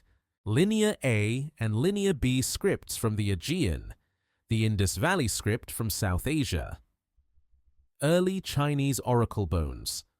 All of these writing systems appeared during the Bronze Age, suggesting that the period saw remarkable innovations in linguistic documentation and communication technology. The religious and ceremonial aspects of Bronze Age trade created additional demands for specialized linguistic systems. Archaeological evidence indicates that trade relationships were often embedded in religious contexts, with merchants serving as carriers of religious ideas as well as material goods. The languages of trade necessarily included vocabularies for ritual practice, religious concepts, and ceremonial protocols that facilitated trust and cooperation between culturally diverse communities. Genetic analysis of Bronze Age populations reveals extensive population movements that coincide with the expansion of trade networks. Ancient DNA shows that individuals from diverse geographic origins were buried together in Bronze Age cemeteries, suggesting communities that incorporated people from multiple linguistic backgrounds. These cosmopolitan settlements would have required lingua francas or multilingual competency to function effectively. The seasonal rhythms of Bronze Age trade created temporal patterns in linguistic contact. Archaeological evidence suggests that major trading expeditions were timed to coincide with favorable weather conditions, religious festivals, and agricultural cycles. These seasonal gatherings brought together merchants speaking diverse languages for intensive periods of multilingual interaction, followed by months of separation and linguistic isolation. Archaeological investigation of Bronze Age ports and trading centers reveals infrastructure specifically designed to accommodate international commerce. Standardized weights and measures, warehouse facilities, residential quarters for foreign merchants, all of this infrastructure suggests communities that expected regular interaction with speakers of foreign languages and had developed institutional frameworks for managing multilingual commerce. The artistic traditions associated with Bronze Age trade show evidence of cross-cultural synthesis that implies extensive linguistic contact. Decorative motifs, religious symbols, and artistic techniques spread across vast distances through trade networks, creating hybrid artistic traditions that combined elements from multiple cultural sources. The linguistic processes that facilitated this artistic exchange remain largely invisible to archaeological investigation. Modern studies of trade language development reveal how commercial necessity can drive rapid linguistic innovation and stabilization. Pidgin languages that emerge from multilingual trade contact can quickly develop into stable communication systems with sophisticated vocabularies for commercial transactions.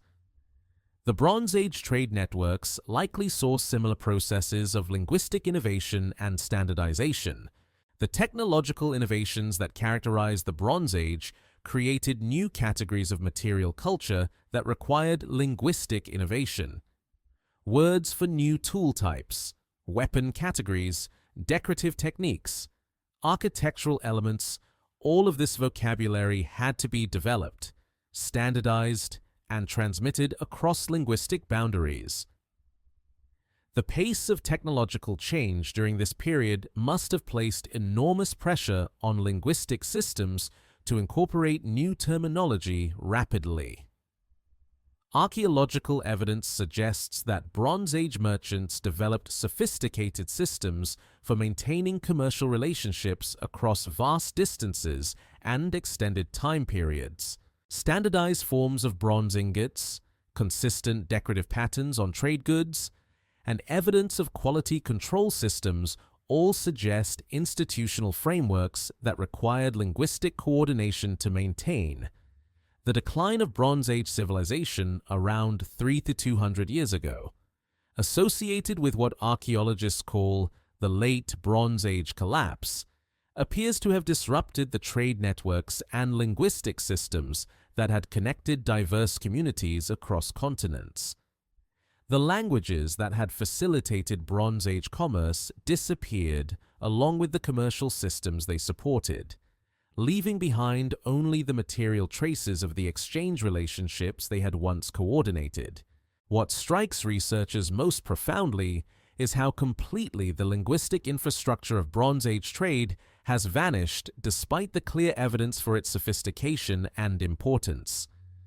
The bronze objects that fill museums worldwide testify to complex commercial relationships and technical knowledge systems. Yet the languages that made these relationships possible have left no traces beyond the occasional borrowed word or proper name preserved in later texts. Contemporary efforts to reconstruct Bronze Age trade languages face the fundamental challenge of working with purely material evidence. The bronze axes, jewelry, and ingots that survive from this period carry no linguistic information beyond what can be inferred from their distribution patterns and technical characteristics. The voices of the merchants who traded these objects, the languages they spoke, the technical vocabularies they employed, all of this has dissolved into silence. The complexity of Bronze Age trade relationships suggests that their linguistic coordination required not only technical vocabularies, but sophisticated systems for cultural translation, conflict resolution, and trust building between diverse communities. These social and diplomatic aspects of trade languages may have been as important as their commercial functions, yet they too have left no recoverable traces. Archaeological analysis of Bronze Age workshops reveals evidence of technical knowledge transmission that crossed linguistic boundaries. Metallurgical techniques, decorative styles, and quality control systems spread across vast distances through networks of craftspeople who shared technical knowledge despite speaking different languages. The linguistic processes that facilitated this knowledge transmission remain largely mysterious. The evening light falls across ancient trade routes today, illuminating pathways that once echoed with the voices of merchants speaking languages that served as bridges between distant worlds. Modern highways follow many of these ancient routes, carrying goods between the same regions that Bronze Age traders connected with their pack animals and ox carts. The commercial relationships continue, but the languages that once made them possible have fallen silent, leaving behind only the enduring testimony of bronze objects that speak without words of the complex linguistic systems that brought them into being.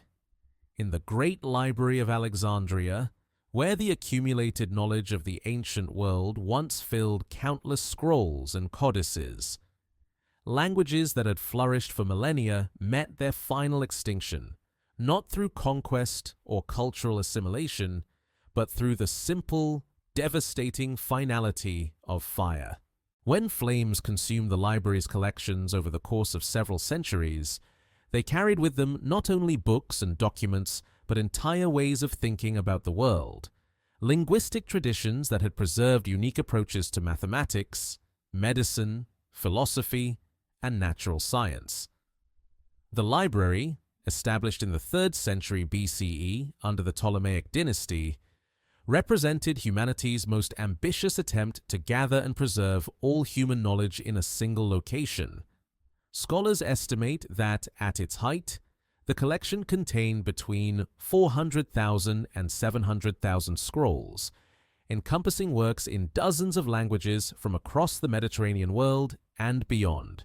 Greek and Latin dominated the collection, but the shelves also held texts in Egyptian, Aramaic, Hebrew, Persian, Sanskrit, and languages whose names have been forgotten along with the civilizations that spoke them. The systematic acquisition policies of the library created an unprecedented concentration of linguistic diversity. Ships entering Alexandria's harbor were required to surrender any books or documents they carried for copying, ensuring that commercial and diplomatic contacts contributed to the library's growth. Scholars were dispatched to distant lands with generous budgets to acquire texts, returning with works that represented the intellectual achievements of cultures from India to Spain. Recent papyrological research reveals the extraordinary range of subjects covered by the library's multilingual collections. Mathematical treatises that preserved computational methods developed by Babylonian astronomers, medical texts that recorded surgical techniques and pharmacological knowledge from Egyptian, Greek, and Near Eastern traditions, philosophical works that represented intellectual traditions stretching back to the dawn of written thought, historical chronicles that documented events and perspectives from dozens of ancient civilizations. The translation projects undertaken at the library created new opportunities for linguistic contact and innovation. Teams of scholars working to render texts from one language into another necessarily engaged in detailed analysis of conceptual differences between linguistic systems.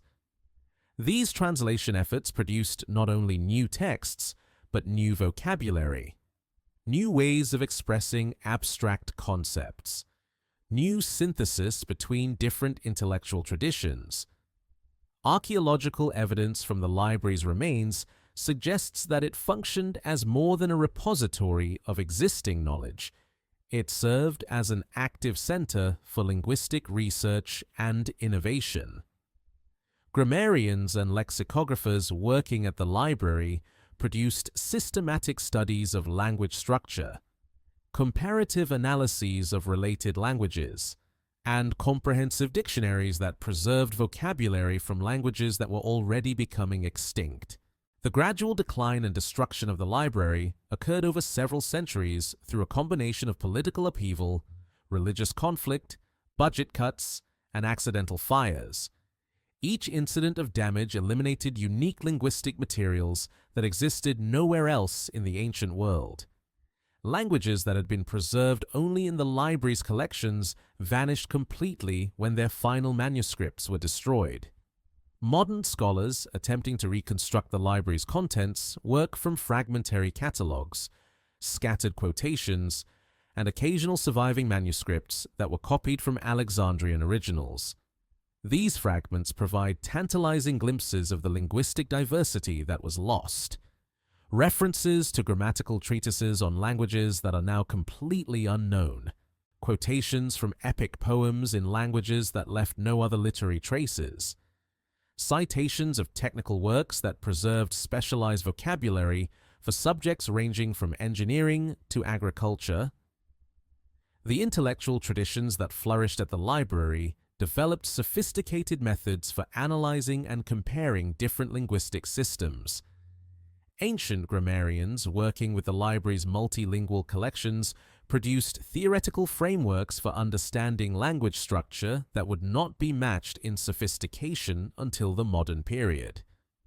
Their comparative studies of Greek, Latin, and Semitic languages laid foundations for historical linguistics that were lost along with the texts that contained them. Computational analysis of surviving fragments suggests that certain linguistic innovations that characterize later languages may have originated in the multilingual environment of the library. Technical vocabularies, grammatical constructions, and conceptual frameworks that appear in medieval Arabic, Byzantine Greek, and Latin texts show influences that may trace back to the linguistic synthesis that occurred in Alexandria's scholarly community. The religious and philosophical texts housed in the library preserved linguistic traditions associated with mystery religions, philosophical schools, and ethnic communities from across the ancient world. Many of these traditions maintained their own specialized vocabularies, their own ways of discussing spiritual and intellectual concepts, their own literary styles and genres. When the library burned, these linguistic varieties vanished along with the religious and philosophical traditions they had supported. Archaeological investigation of the library site reveals evidence of sophisticated systems for organizing and accessing multilingual collections, catalogs that used multiple classification systems, reading rooms designed for scholars working with texts in different scripts, storage systems that protected fragile papyri from the humid climate of the Nile Delta. The infrastructure required to maintain such a collection implies staff with remarkable linguistic competencies. The economic impact of the library's destruction extended beyond the loss of individual texts to the elimination of entire scholarly traditions that had depended on access to multilingual collections. Schools of medicine that relied on texts in multiple languages for their curricula. Mathematical traditions that combined Greek theoretical approaches with Babylonian computational methods. Historical studies that synthesized sources from multiple cultural perspectives. Genetic analysis of the ancient populations that contributed to Alexandria's cosmopolitan culture reveals the extraordinary diversity of the city's inhabitants during the library's heyday. DNA from cemetery sites shows ancestry from across the Mediterranean basin, the Near East, Sub-Saharan Africa, and Central Asia. This genetic diversity implies corresponding linguistic diversity that would have enriched the city's intellectual life and contributed to the library's collections. The scholarly networks that supported the library connected Alexandria to intellectual centers across the ancient world, creating communication systems that facilitated the exchange of texts and ideas across vast distances, correspondence between scholars, diplomatic exchanges that included book gifts, commercial relationships that brought texts along with trade goods. All of these networks contributed to the library's growth and to the linguistic contact that characterized its scholarly community. Modern attempts to reconstruct lost languages often depend on scattered fragments and indirect evidence, but the languages that perished in Alexandria's fires are beyond recovery because they were preserved nowhere else. Unlike languages that survived in multiple manuscript traditions, the linguistic varieties that existed only in the library's collections vanished as completely as if they had never been spoken. The irony of the library's destruction lies in its timing. It occurred just as writing systems were becoming more standardized and manuscript production was expanding across the Mediterranean world. A few centuries later, the linguistic diversity that was lost in Alexandria might have survived through multiple manuscript traditions, but the destruction occurred during a period when many languages existed only in single, irreplaceable collections.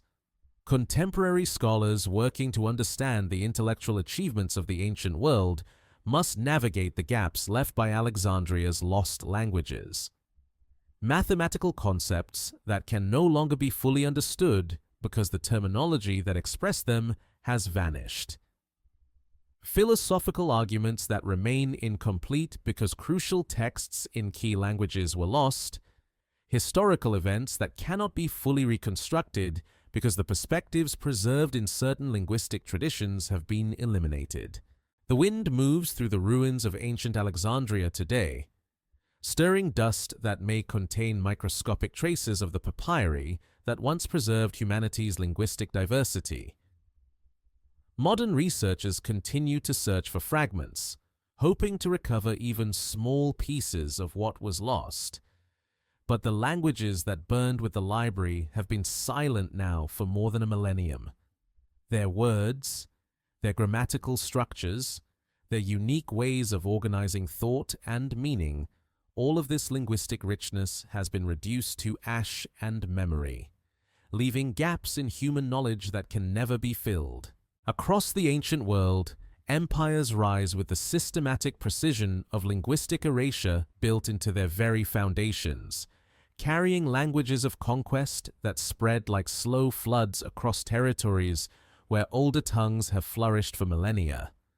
The process unfolds with bureaucratic efficiency, administrative languages replacing local varieties, official scripts supplanting indigenous writing systems, imperial education policies that teach children to speak the words of distant capitals rather than the languages of their grandparents.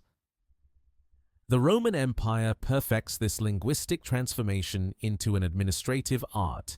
Latin advances with the legions, establishing itself first in military camps, then in colonial settlements, finally in the forum and marketplace where local languages retreat into the domestic sphere before vanishing entirely. Archaeological evidence reveals the systematic nature of this replacement. Inscriptions in local languages become scarcer over time. Latin appears on public monuments. Bilingual inscriptions mark the transition period before monolingual Latin dominance erases all traces of what came before. Recent epigraphic research reveals the complex negotiations that occurred during periods of linguistic transition under imperial rule. Bilingual inscriptions from Roman Gaul show how Celtic languages gradually ceded domains to Latin, first losing legal and commercial functions, then ceremonial and religious uses, finally disappearing from public discourse while persisting briefly in private contexts before extinction. Only took 3 centuries for languages spoken by millions to become archaeological curiosities.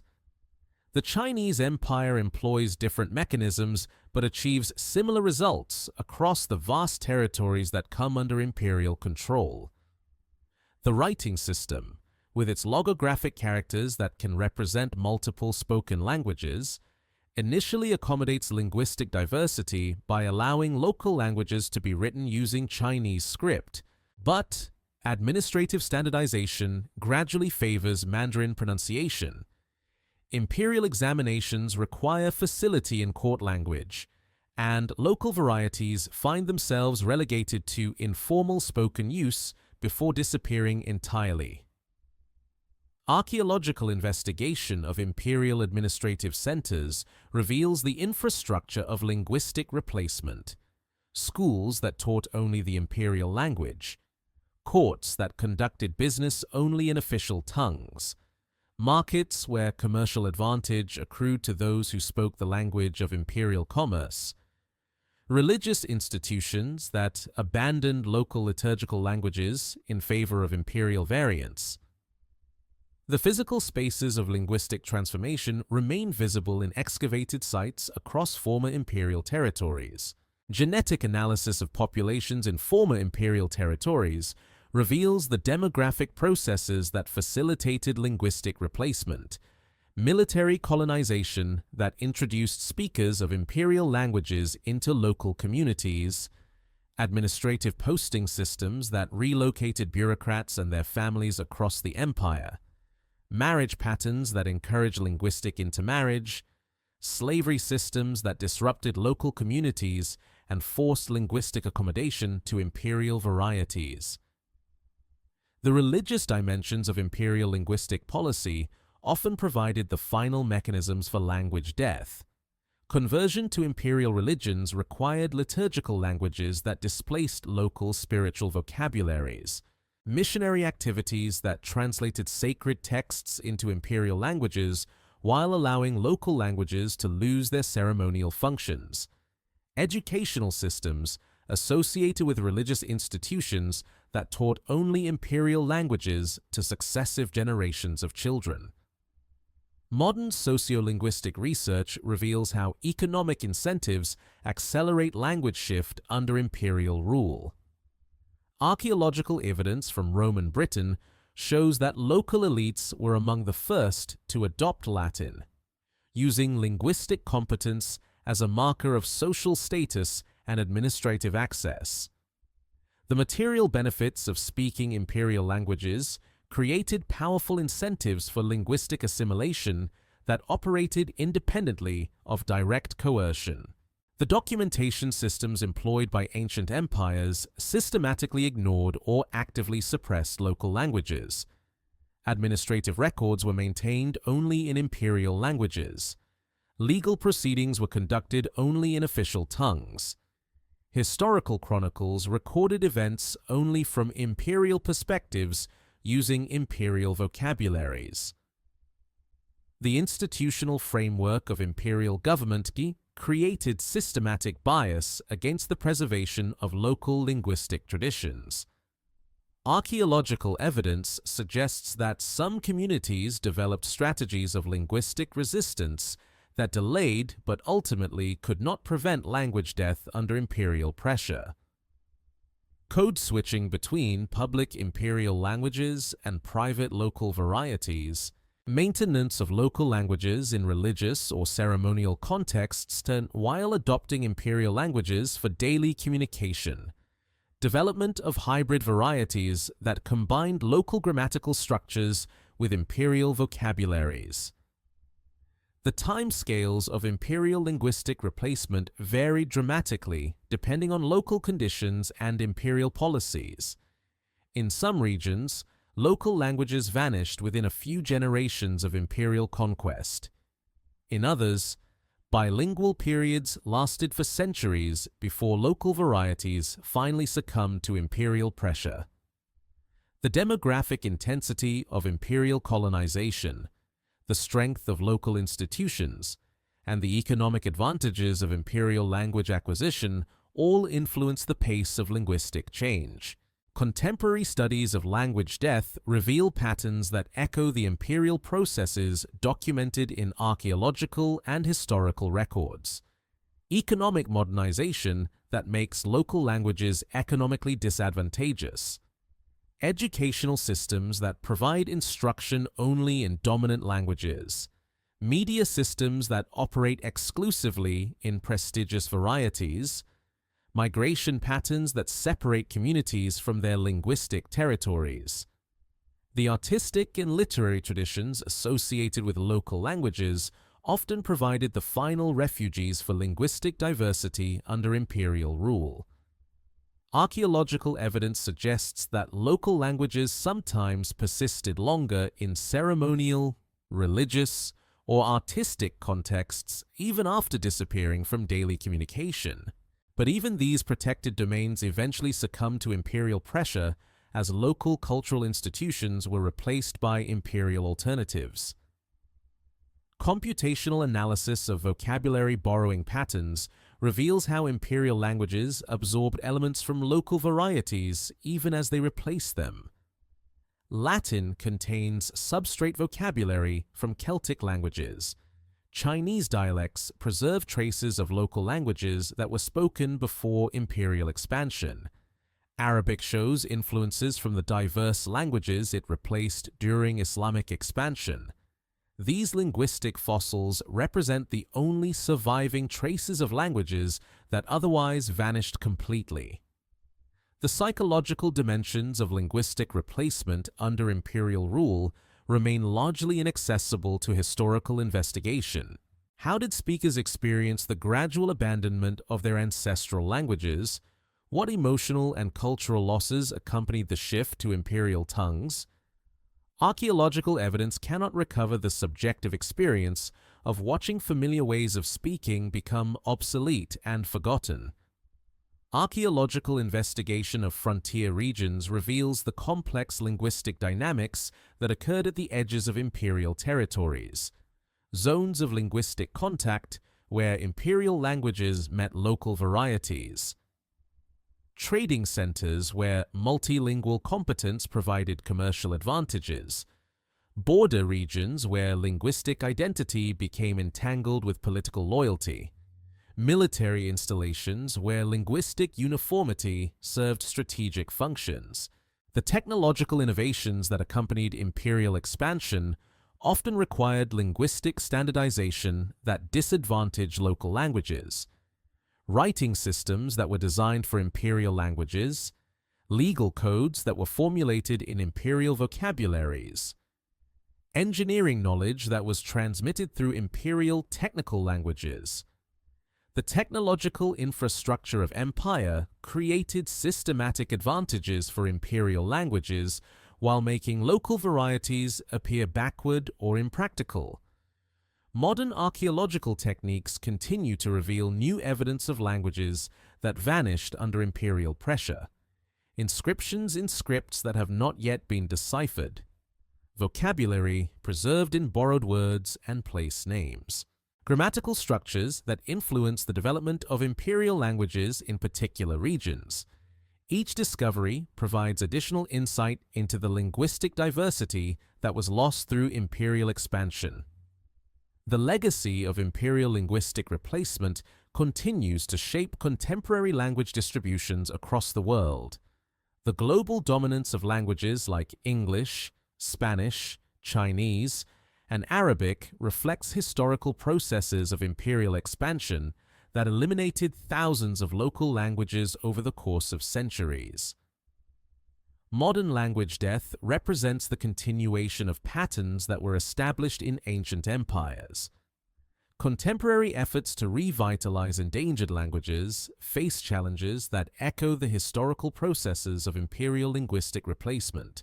Economic disadvantages associated with speaking minority languages, educational systems that provide limited support for local varieties, media environments that operate primarily in dominant languages.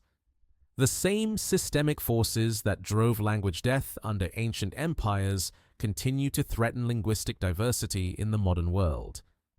The morning sun illuminates archaeological sites across former imperial territories, revealing the physical remains of administrative centers, military installations, and colonial settlements that served as the infrastructure of linguistic replacement. The buildings and roads remain, testament to the organizational capacity of ancient empires, but the local languages that once echoed through these spaces have fallen silent. Only scattered words survive, embedded like fossils in the imperial languages that replaced them. Faint traces of the linguistic diversity that once flourished before the systematic silence of conquest made the world smaller and quieter. In a small village somewhere on Earth, an elderly person wakes to sunlight streaming through familiar windows, rises from a bed they have occupied for decades, and speaks the first words of what will unknowingly be the final day that their native language is alive in the world. By evening, when silence settles over their home, a unique way of organizing human thought, a distinct method of categorizing reality, a particular rhythm of vowels and consonants that has persisted for perhaps thousands of years will exist nowhere among the living. The phenomenon of language death through last speaker extinction has accelerated dramatically in recent centuries, but it represents the culmination of processes that have been occurring throughout human history. Linguistic research suggests that languages die when their communities face disruption too severe for cultural transmission to continue displacement from traditional territories, breakdown of social structures that support language learning, economic pressures that favor dominant languages, cultural practices that no longer require indigenous linguistic knowledge. Contemporary documentation efforts reveal the extraordinary challenge of preserving linguistic knowledge when only a single elderly speaker remains. These individuals often carry not only vocabulary and grammar, but specialized knowledge systems that were transmitted orally across generations, botanical classifications that encode medicinal knowledge, astronomical terminology that preserves navigation techniques, kinship vocabularies that organize complex social relationships, ceremonial language that maintains spiritual traditions. Recent studies of language death processes show that the final speakers of dying languages often experience profound isolation as their linguistic communities disappear around them. They may retain perfect fluency in languages that no one else understands, carrying on internal conversations, remembering songs and stories, thinking thoughts that can be shared with no living person. The cognitive experience of being a language's sole repository remains largely unexplored by psychological research. Archaeological evidence suggests that similar patterns of language death through demographic collapse occurred throughout human prehistory. Climate changes that disrupted settlement patterns, disease outbreaks that eliminated entire communities, warfare that scattered populations and interrupted cultural transmission. resource depletion that forced communities to abandon traditional territories.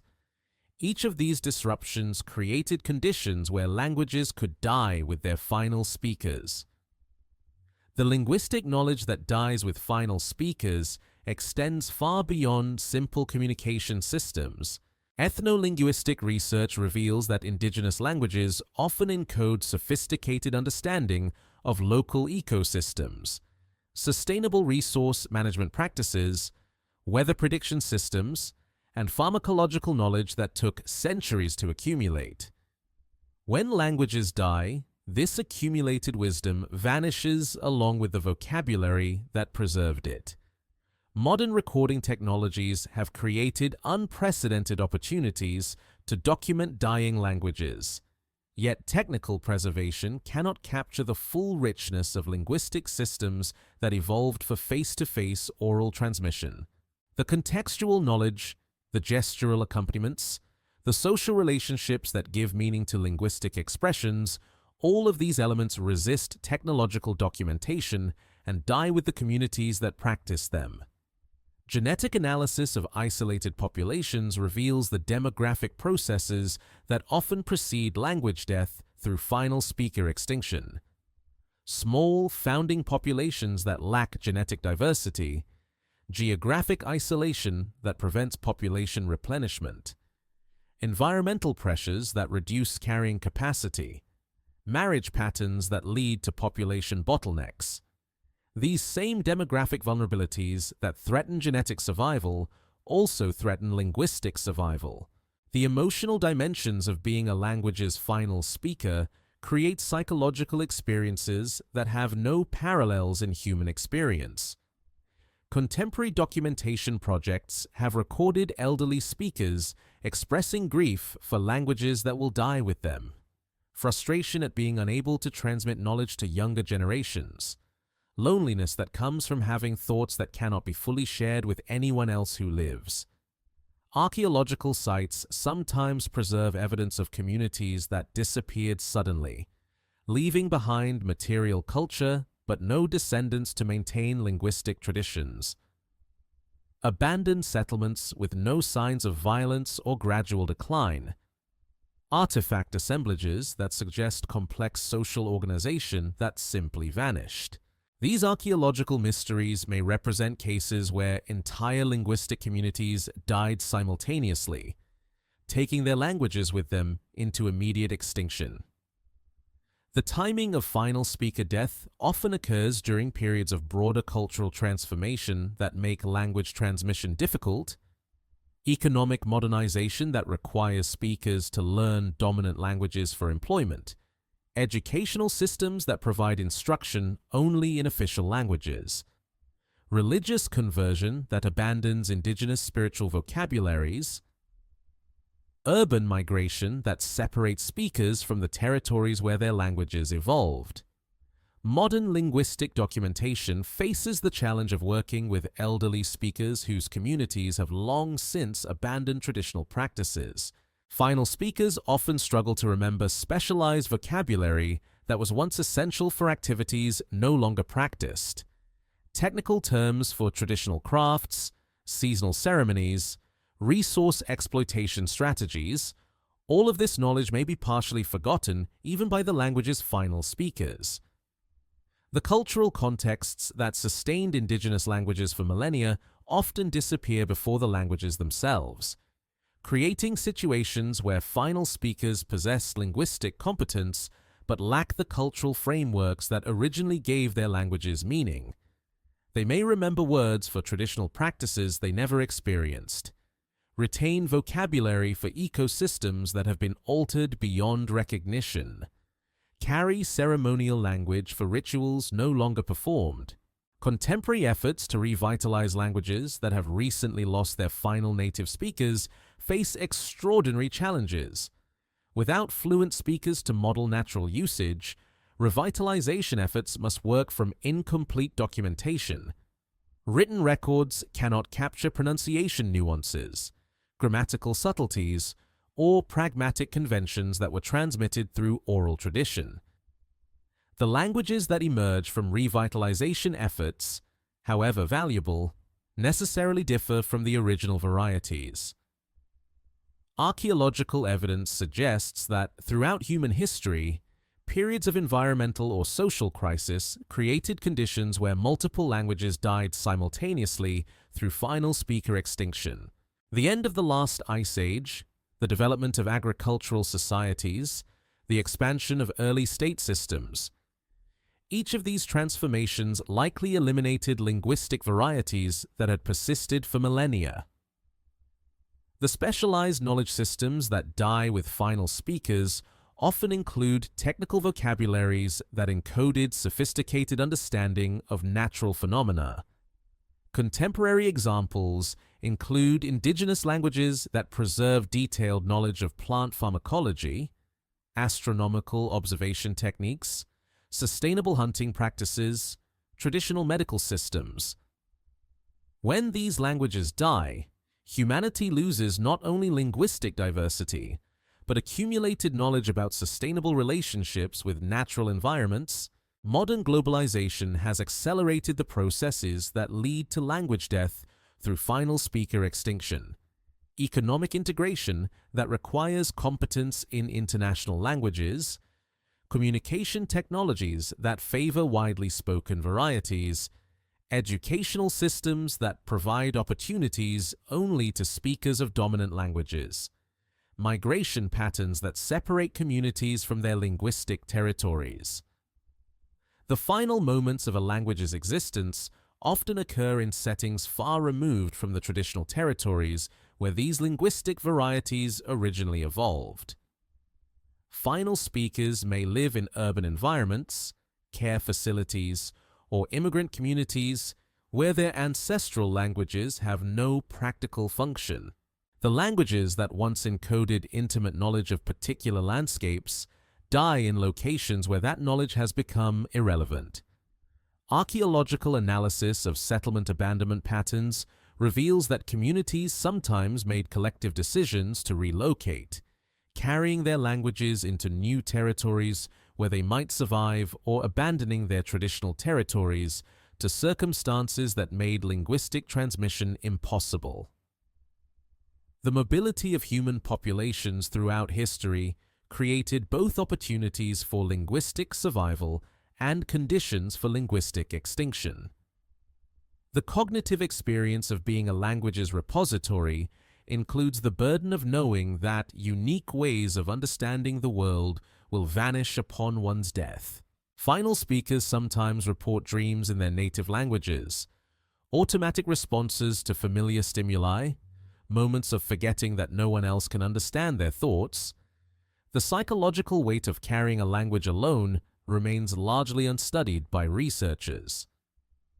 Contemporary documentation projects reveal that final speakers often possess remarkable linguistic competence, despite decades of limited opportunities to use their native languages.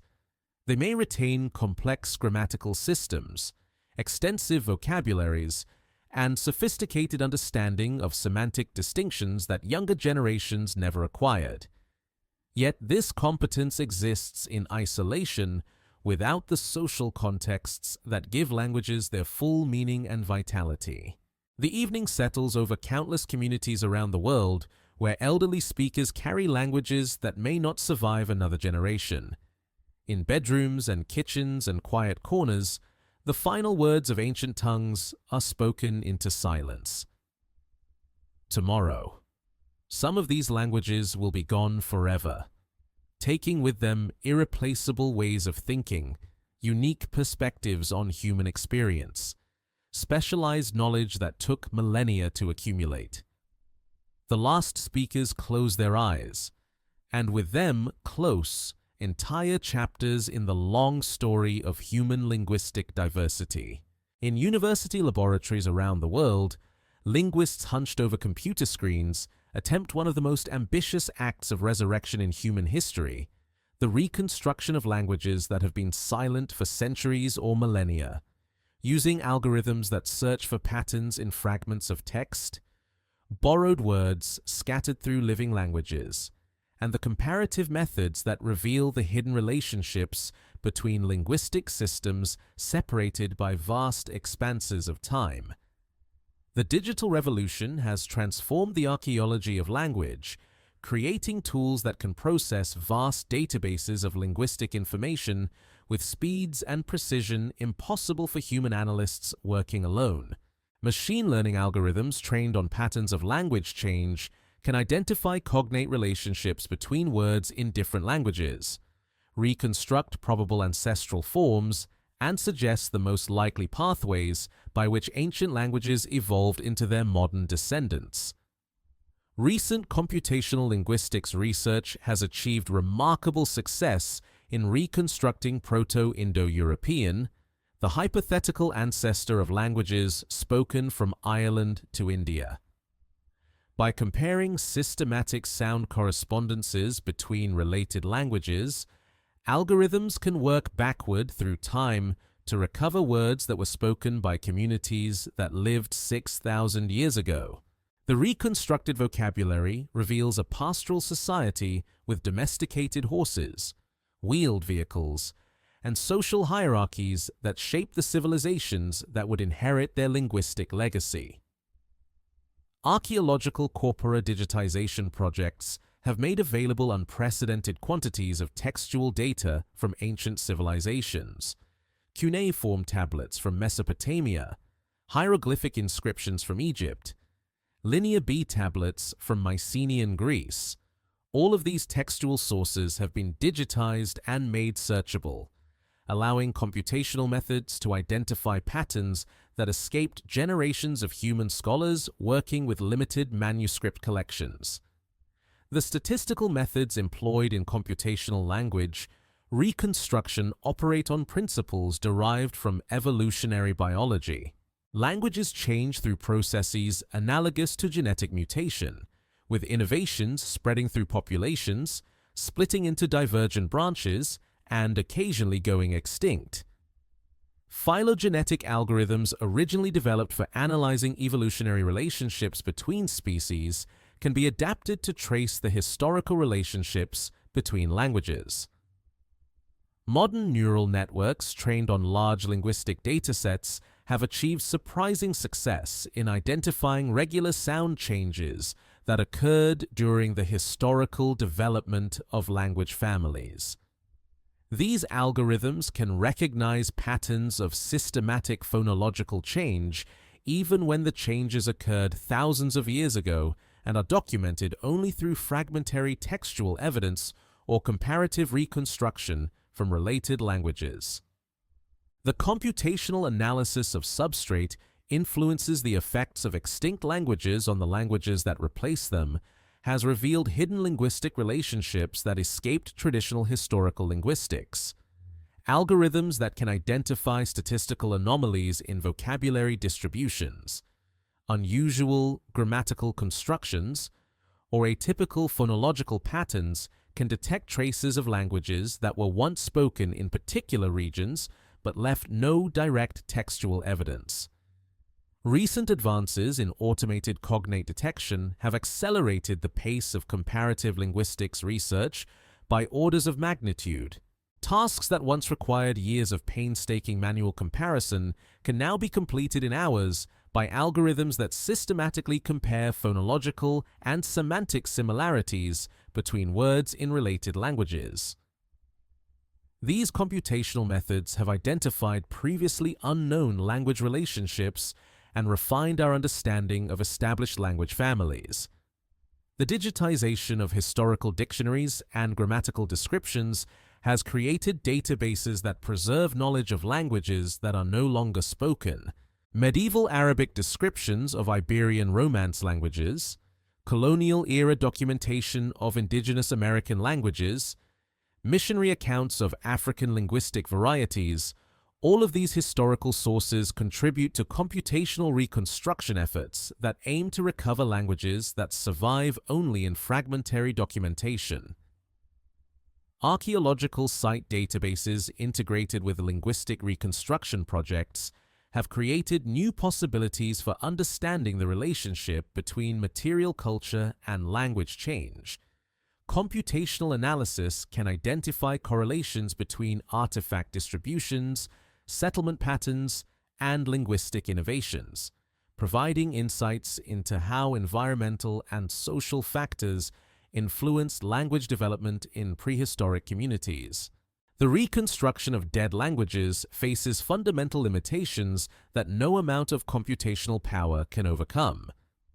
Written records preserve only a fraction of linguistic knowledge, emphasizing formal registers while ignoring colloquial varieties, recording some aspects of grammar while remaining silent about others. Computational reconstruction can work only with the data that survives, and the gaps in historical documentation create permanent uncertainties about ancient linguistic systems. Modern machine translation research has contributed unexpected insights to historical language reconstruction. Neural networks that learn to translate between contemporary languages develop internal representations that capture deep structural similarities between linguistic systems. These same computational architectures, when applied to historical data, can identify probable relationships between extinct and living languages. The probabilistic methods employed in computational reconstruction explicitly acknowledge the uncertainty inherent in working with fragmentary historical data. Rather than claiming to recover the exact forms of ancient languages, these methods generate probability distributions over possible reconstructions, quantifying confidence levels and identifying areas where additional evidence might resolve ambiguities. Recent projects aimed at reconstructing the linguistic landscape of prehistoric Europe have combined archaeological evidence, genetic data, and computational linguistics to model how languages spread with population movements, agricultural innovations, and technological changes. These interdisciplinary approaches provide insights into language change processes that operate over timescales much longer than those accessible through traditional historical documentation. The ethical dimensions of computational language reconstruction have generated debate among linguists and community representatives. Who has the authority to reconstruct and interpret ancient languages? How should reconstructed languages be used in contemporary cultural and political contexts? What responsibilities do researchers have to communities that claim descent from speakers of reconstructed languages? Crowdsourcing projects that engage citizen scientists in language reconstruction efforts have democratized access to computational linguistics research while generating vast quantities of processed data. Online platforms where volunteers can transcribe historical manuscripts, identify cognate relationships, or verify reconstruction hypotheses have accelerated progress while making linguistic research more accessible to non-specialists. The integration of geographical information systems with linguistic databases has created new possibilities for understanding how landscape features influenced language change. Computational analysis can identify correlations between river systems, mountain barriers, trade routes, and linguistic boundaries, revealing how geographical factors shape the historical development of language families. Archaeological evidence for prehistoric writing systems continues to be discovered and integrated into computational reconstruction efforts. Recently deciphered scripts provide direct evidence for linguistic varieties that were previously known only through comparative reconstruction, allowing researchers to test and refine their computational models against actual historical data. The reconstruction of extinct languages contributes to contemporary language revitalization efforts by providing linguistic materials that can be used in educational programs and cultural preservation projects. Computational methods can generate vocabulary, grammatical resources, and textual materials that support communities seeking to restore languages that have been dormant for generations. Modern computational power has enabled the systematic comparison of language families on a global scale, identifying deep relationships between linguistic groups that were previously thought to be unrelated. Statistical methods can detect similarities that persist across tens of thousands of years of linguistic evolution, providing insights into the earlier stages of human language development. The automated analysis of sound change patterns has revealed universal tendencies in how languages change over time. Computational methods can identify which types of phonological changes occur frequently across different language families and which types are rare or impossible, contributing to theoretical understanding of the constraints that govern language evolution. Archaeological linguistics projects that combine excavation data with computational language reconstruction are beginning to reveal how technological innovations, environmental changes, and population movements influenced linguistic diversity in prehistoric communities.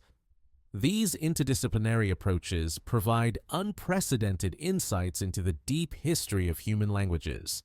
The limitations of computational reconstruction become apparent when dealing with languages that left minimal textual evidence or that differ substantially from their nearest relatives. Algorithms trained on well-documented language families may not perform effectively when applied to linguistic isolates or highly divergent varieties, highlighting the continued importance of traditional comparative methods. Contemporary efforts to reconstruct proto-languages face the challenge of accounting for linguistic diversity that existed in ancient communities.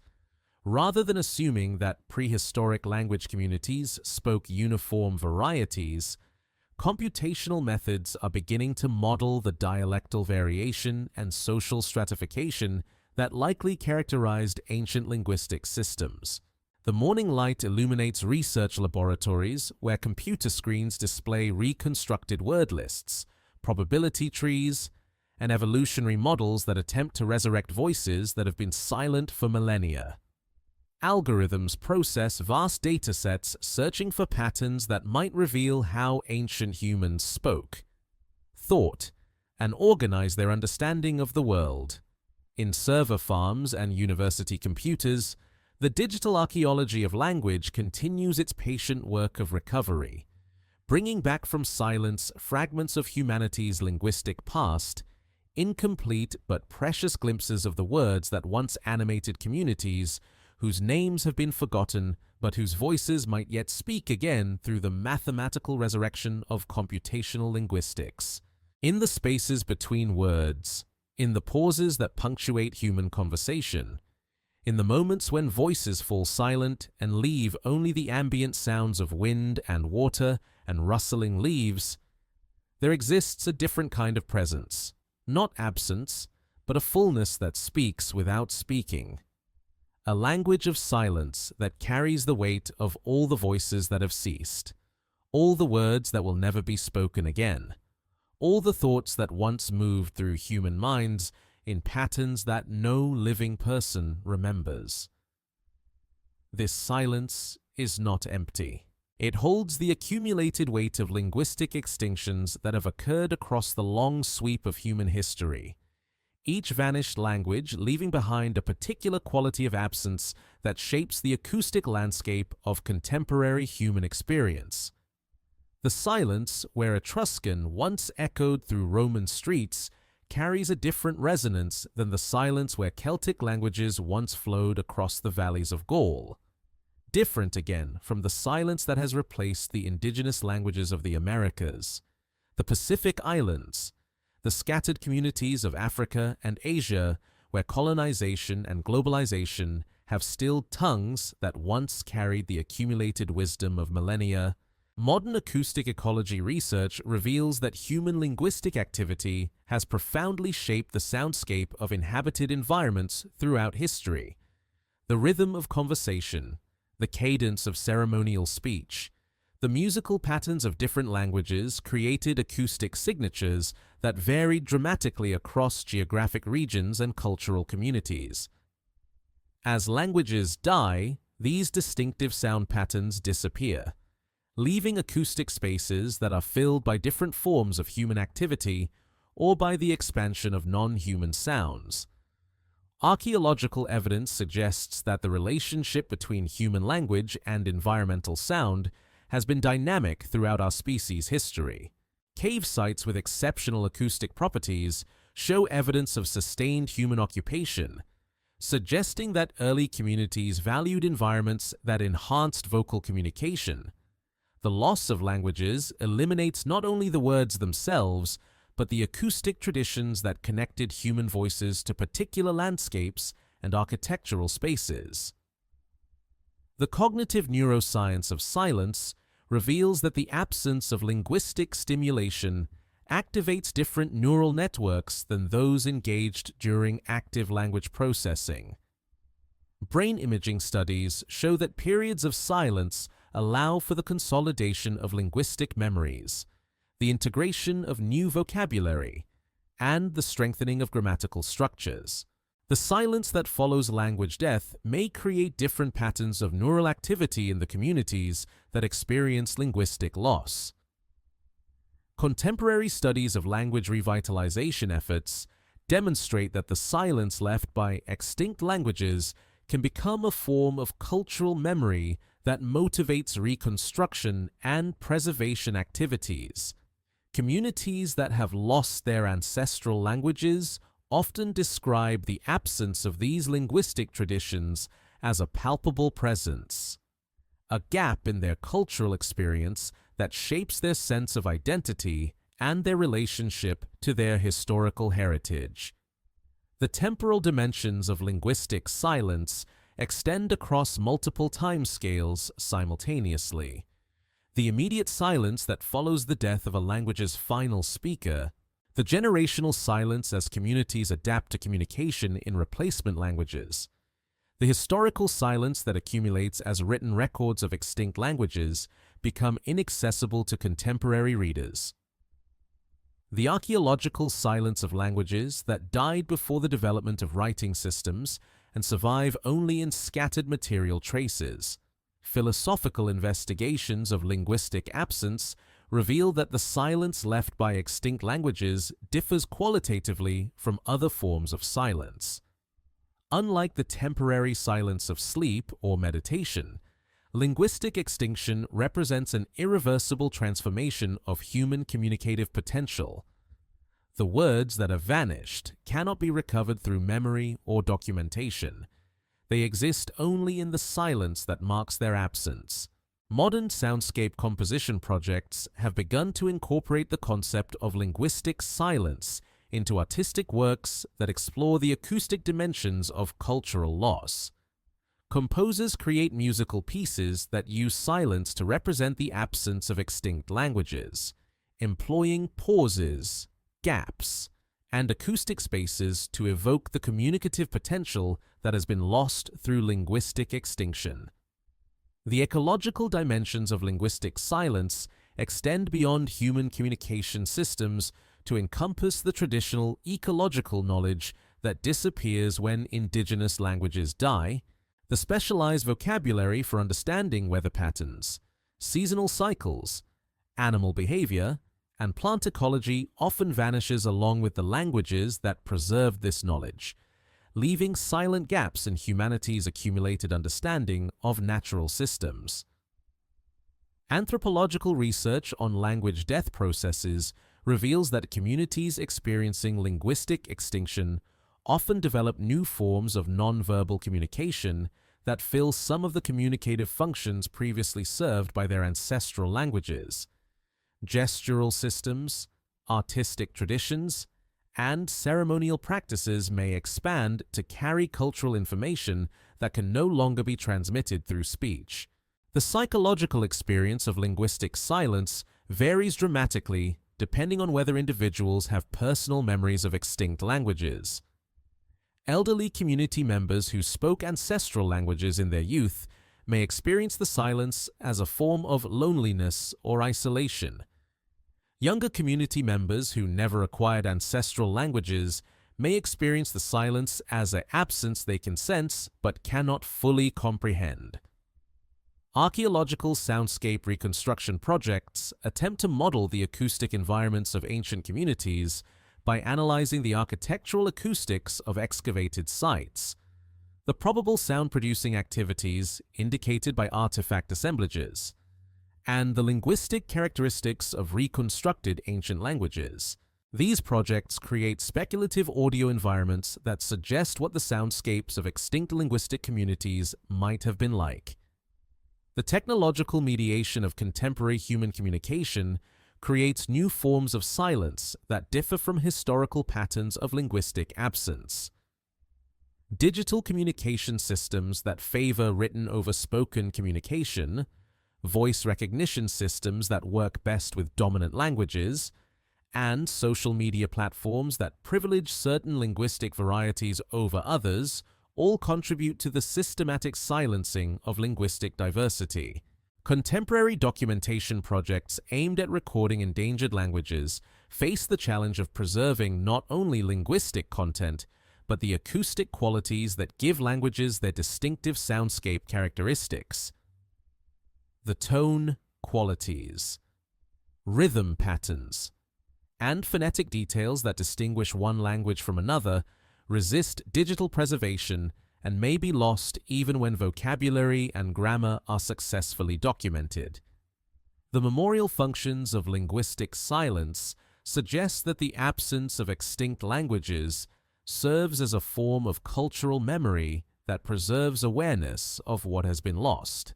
Communities that maintain oral traditions about their ancestral languages, even when those languages are no longer spoken, use silence as a placeholder that marks the location of linguistic traditions that might potentially be recovered or reconstructed. Modern meditation practices that incorporate awareness of linguistic absence reveal that the silence left by extinct languages can become a focus for contemplative attention. Practitioners report that attending to the absence of ancestral languages can create awareness of the impermanence of all linguistic traditions and the continuous processes of cultural change that shape human communication systems. The artistic representations of linguistic silence in contemporary literature, visual art, and performance explore the aesthetic dimensions of language death and cultural loss. Writers create texts that use gaps, omissions, and untranslatable passages to evoke the experience of linguistic absence. Visual artists employ empty spaces and absent forms to represent the visual silence of scripts that are no longer written. Performance artists use pause, breath, and physical gesture to embody the silence that follows the end of spoken linguistic traditions. Archaeological evidence suggests that ancient communities sometimes deliberately created acoustic environments designed to enhance the experience of silence. Meditation chambers, ceremonial spaces, and architectural designs that minimize external sound intrusion may have been used for contemplative practices that incorporated awareness of silence as a form of spiritual or philosophical experience. The relationship between linguistic silence and cultural memory reveals that the absence of extinct languages can become a form of presence that shapes contemporary cultural practices. Communities may develop new traditions, artistic forms, or ceremonial practices that explicitly acknowledge and honor the linguistic traditions that have been lost, using creative activity to transform absence into a different form of cultural expression. Contemporary efforts to create artificial languages for artistic, literary, or entertainment purposes sometimes attempt to fill the silence left by extinct natural languages. These constructed languages may incorporate elements reconstructed from dead languages or attempt to imagine what the lost linguistic diversity of human history might have sounded like if it had survived into the present. The environmental silence that accompanies the loss of place-based languages eliminates the traditional names for landscape features, seasonal phenomena, and ecological relationships that connected human communities to their local environments. When indigenous languages die, the natural world loses its human interpreters, and landscapes that were once densely meaningful through linguistic description become acoustically simplified. Modern acoustic archaeology projects attempt to reconstruct the soundscapes of ancient communities by analyzing the acoustic properties of archaeological sites and modeling the probable sound-producing activities that occurred in these locations. These projects reveal that the loss of ancient languages has transformed the acoustic environments of human habitation in ways that extend beyond the simple absence of speech to encompass changes in the entire sonic ecology of human settlements. The evening settles into silence across the world. Not the temporary quiet of night, but the deeper silence of linguistic extinction that has accumulated across centuries and millennia of cultural transformation. In this silence, the absence of extinct languages creates a presence that speaks of human diversity, creativity, and loss. The quiet holds space for all the words that will never be spoken again, all the songs that have been forgotten, all the ways of thinking that have vanished along with the voices that once articulated them. In the silence, something remains, not the languages themselves, but the recognition of their absence, the acknowledgement of what has been lost, and perhaps the possibility that in recognizing what is gone, we might better cherish what remains. The silence continues, patient and complete, holding space for the voices that once filled the world with the endless creativity of human speech. The silence deepens now, settling like evening mist over landscapes that once resonated with voices, speaking words that no living ear will ever hear again. The conversations fade into memory, then into history, then into the deeper quiet that follows, when even history forgets what was lost, along with the languages that carried it. In this growing stillness, the very air seems to remember what it once carried, the breath that shaped phonemes into meaning, the vocal cords that vibrated with frequencies unique to tongues that have been silent now for centuries, the acoustic spaces that once amplified human communication in patterns that distinguished one community's speech from another's. The atmosphere itself holds traces of linguistic diversity that dissolved like salt in water, present but no longer recoverable. The earth continues its patient rotation, carrying through space the accumulated silence of all the words that have ever been spoken and forgotten. Continents drift across the planet's surface, bearing the mute testimony of archaeological sites where excavation reveals stone tools, pottery shards, and architectural remains from communities whose languages left no other traces. The geological record preserves the physical evidence of human cultural achievement while remaining forever silent about the words that coordinated the creation of these artifacts. Mountains rise and erode, rivers change their courses, forests grow and disappear. But the silence that has replaced the languages of human communities that once knew these landscapes intimately persists as a form of presence that requires no maintenance, no preservation efforts, no conscious attention to endure. It simply continues, deeper than the deepest ocean, more patient than stone, more permanent than any human institution that has attempted to resist the continuous transformations of linguistic change. The stars wheel overhead in patterns that were once observed and named and discussed in languages that encoded sophisticated astronomical knowledge developed over generations of careful observation. The constellations remain, but the words that connected human understanding to celestial movements have vanished along with the communities that created these linguistic connections between earth and sky. In the growing quiet, something settles that is not sadness, but recognition. The acknowledgement that language, like breath itself, exists only in the present moment of its speaking. The words we speak today will someday join this vast silence, will become part of the acoustic space that follows all human communication into the patient darkness, where sound returns to the potential for sound, where voice merges with the atmospheric capacity for voice, where meaning dissolves back into the possibility of meaning.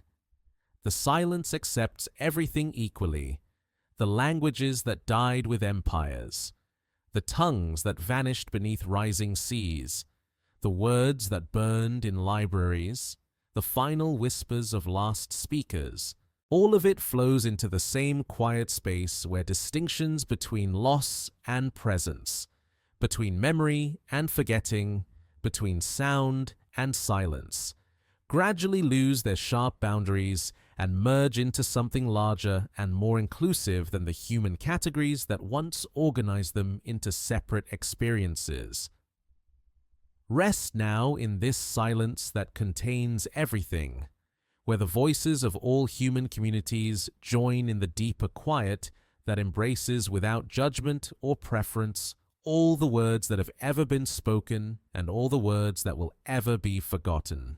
Let the silence hold you as it holds them, as it holds all of human linguistic creativity in the space that follows when breath returns to air and words return to the potential for words, and meaning finds its way home to the possibility of meaning.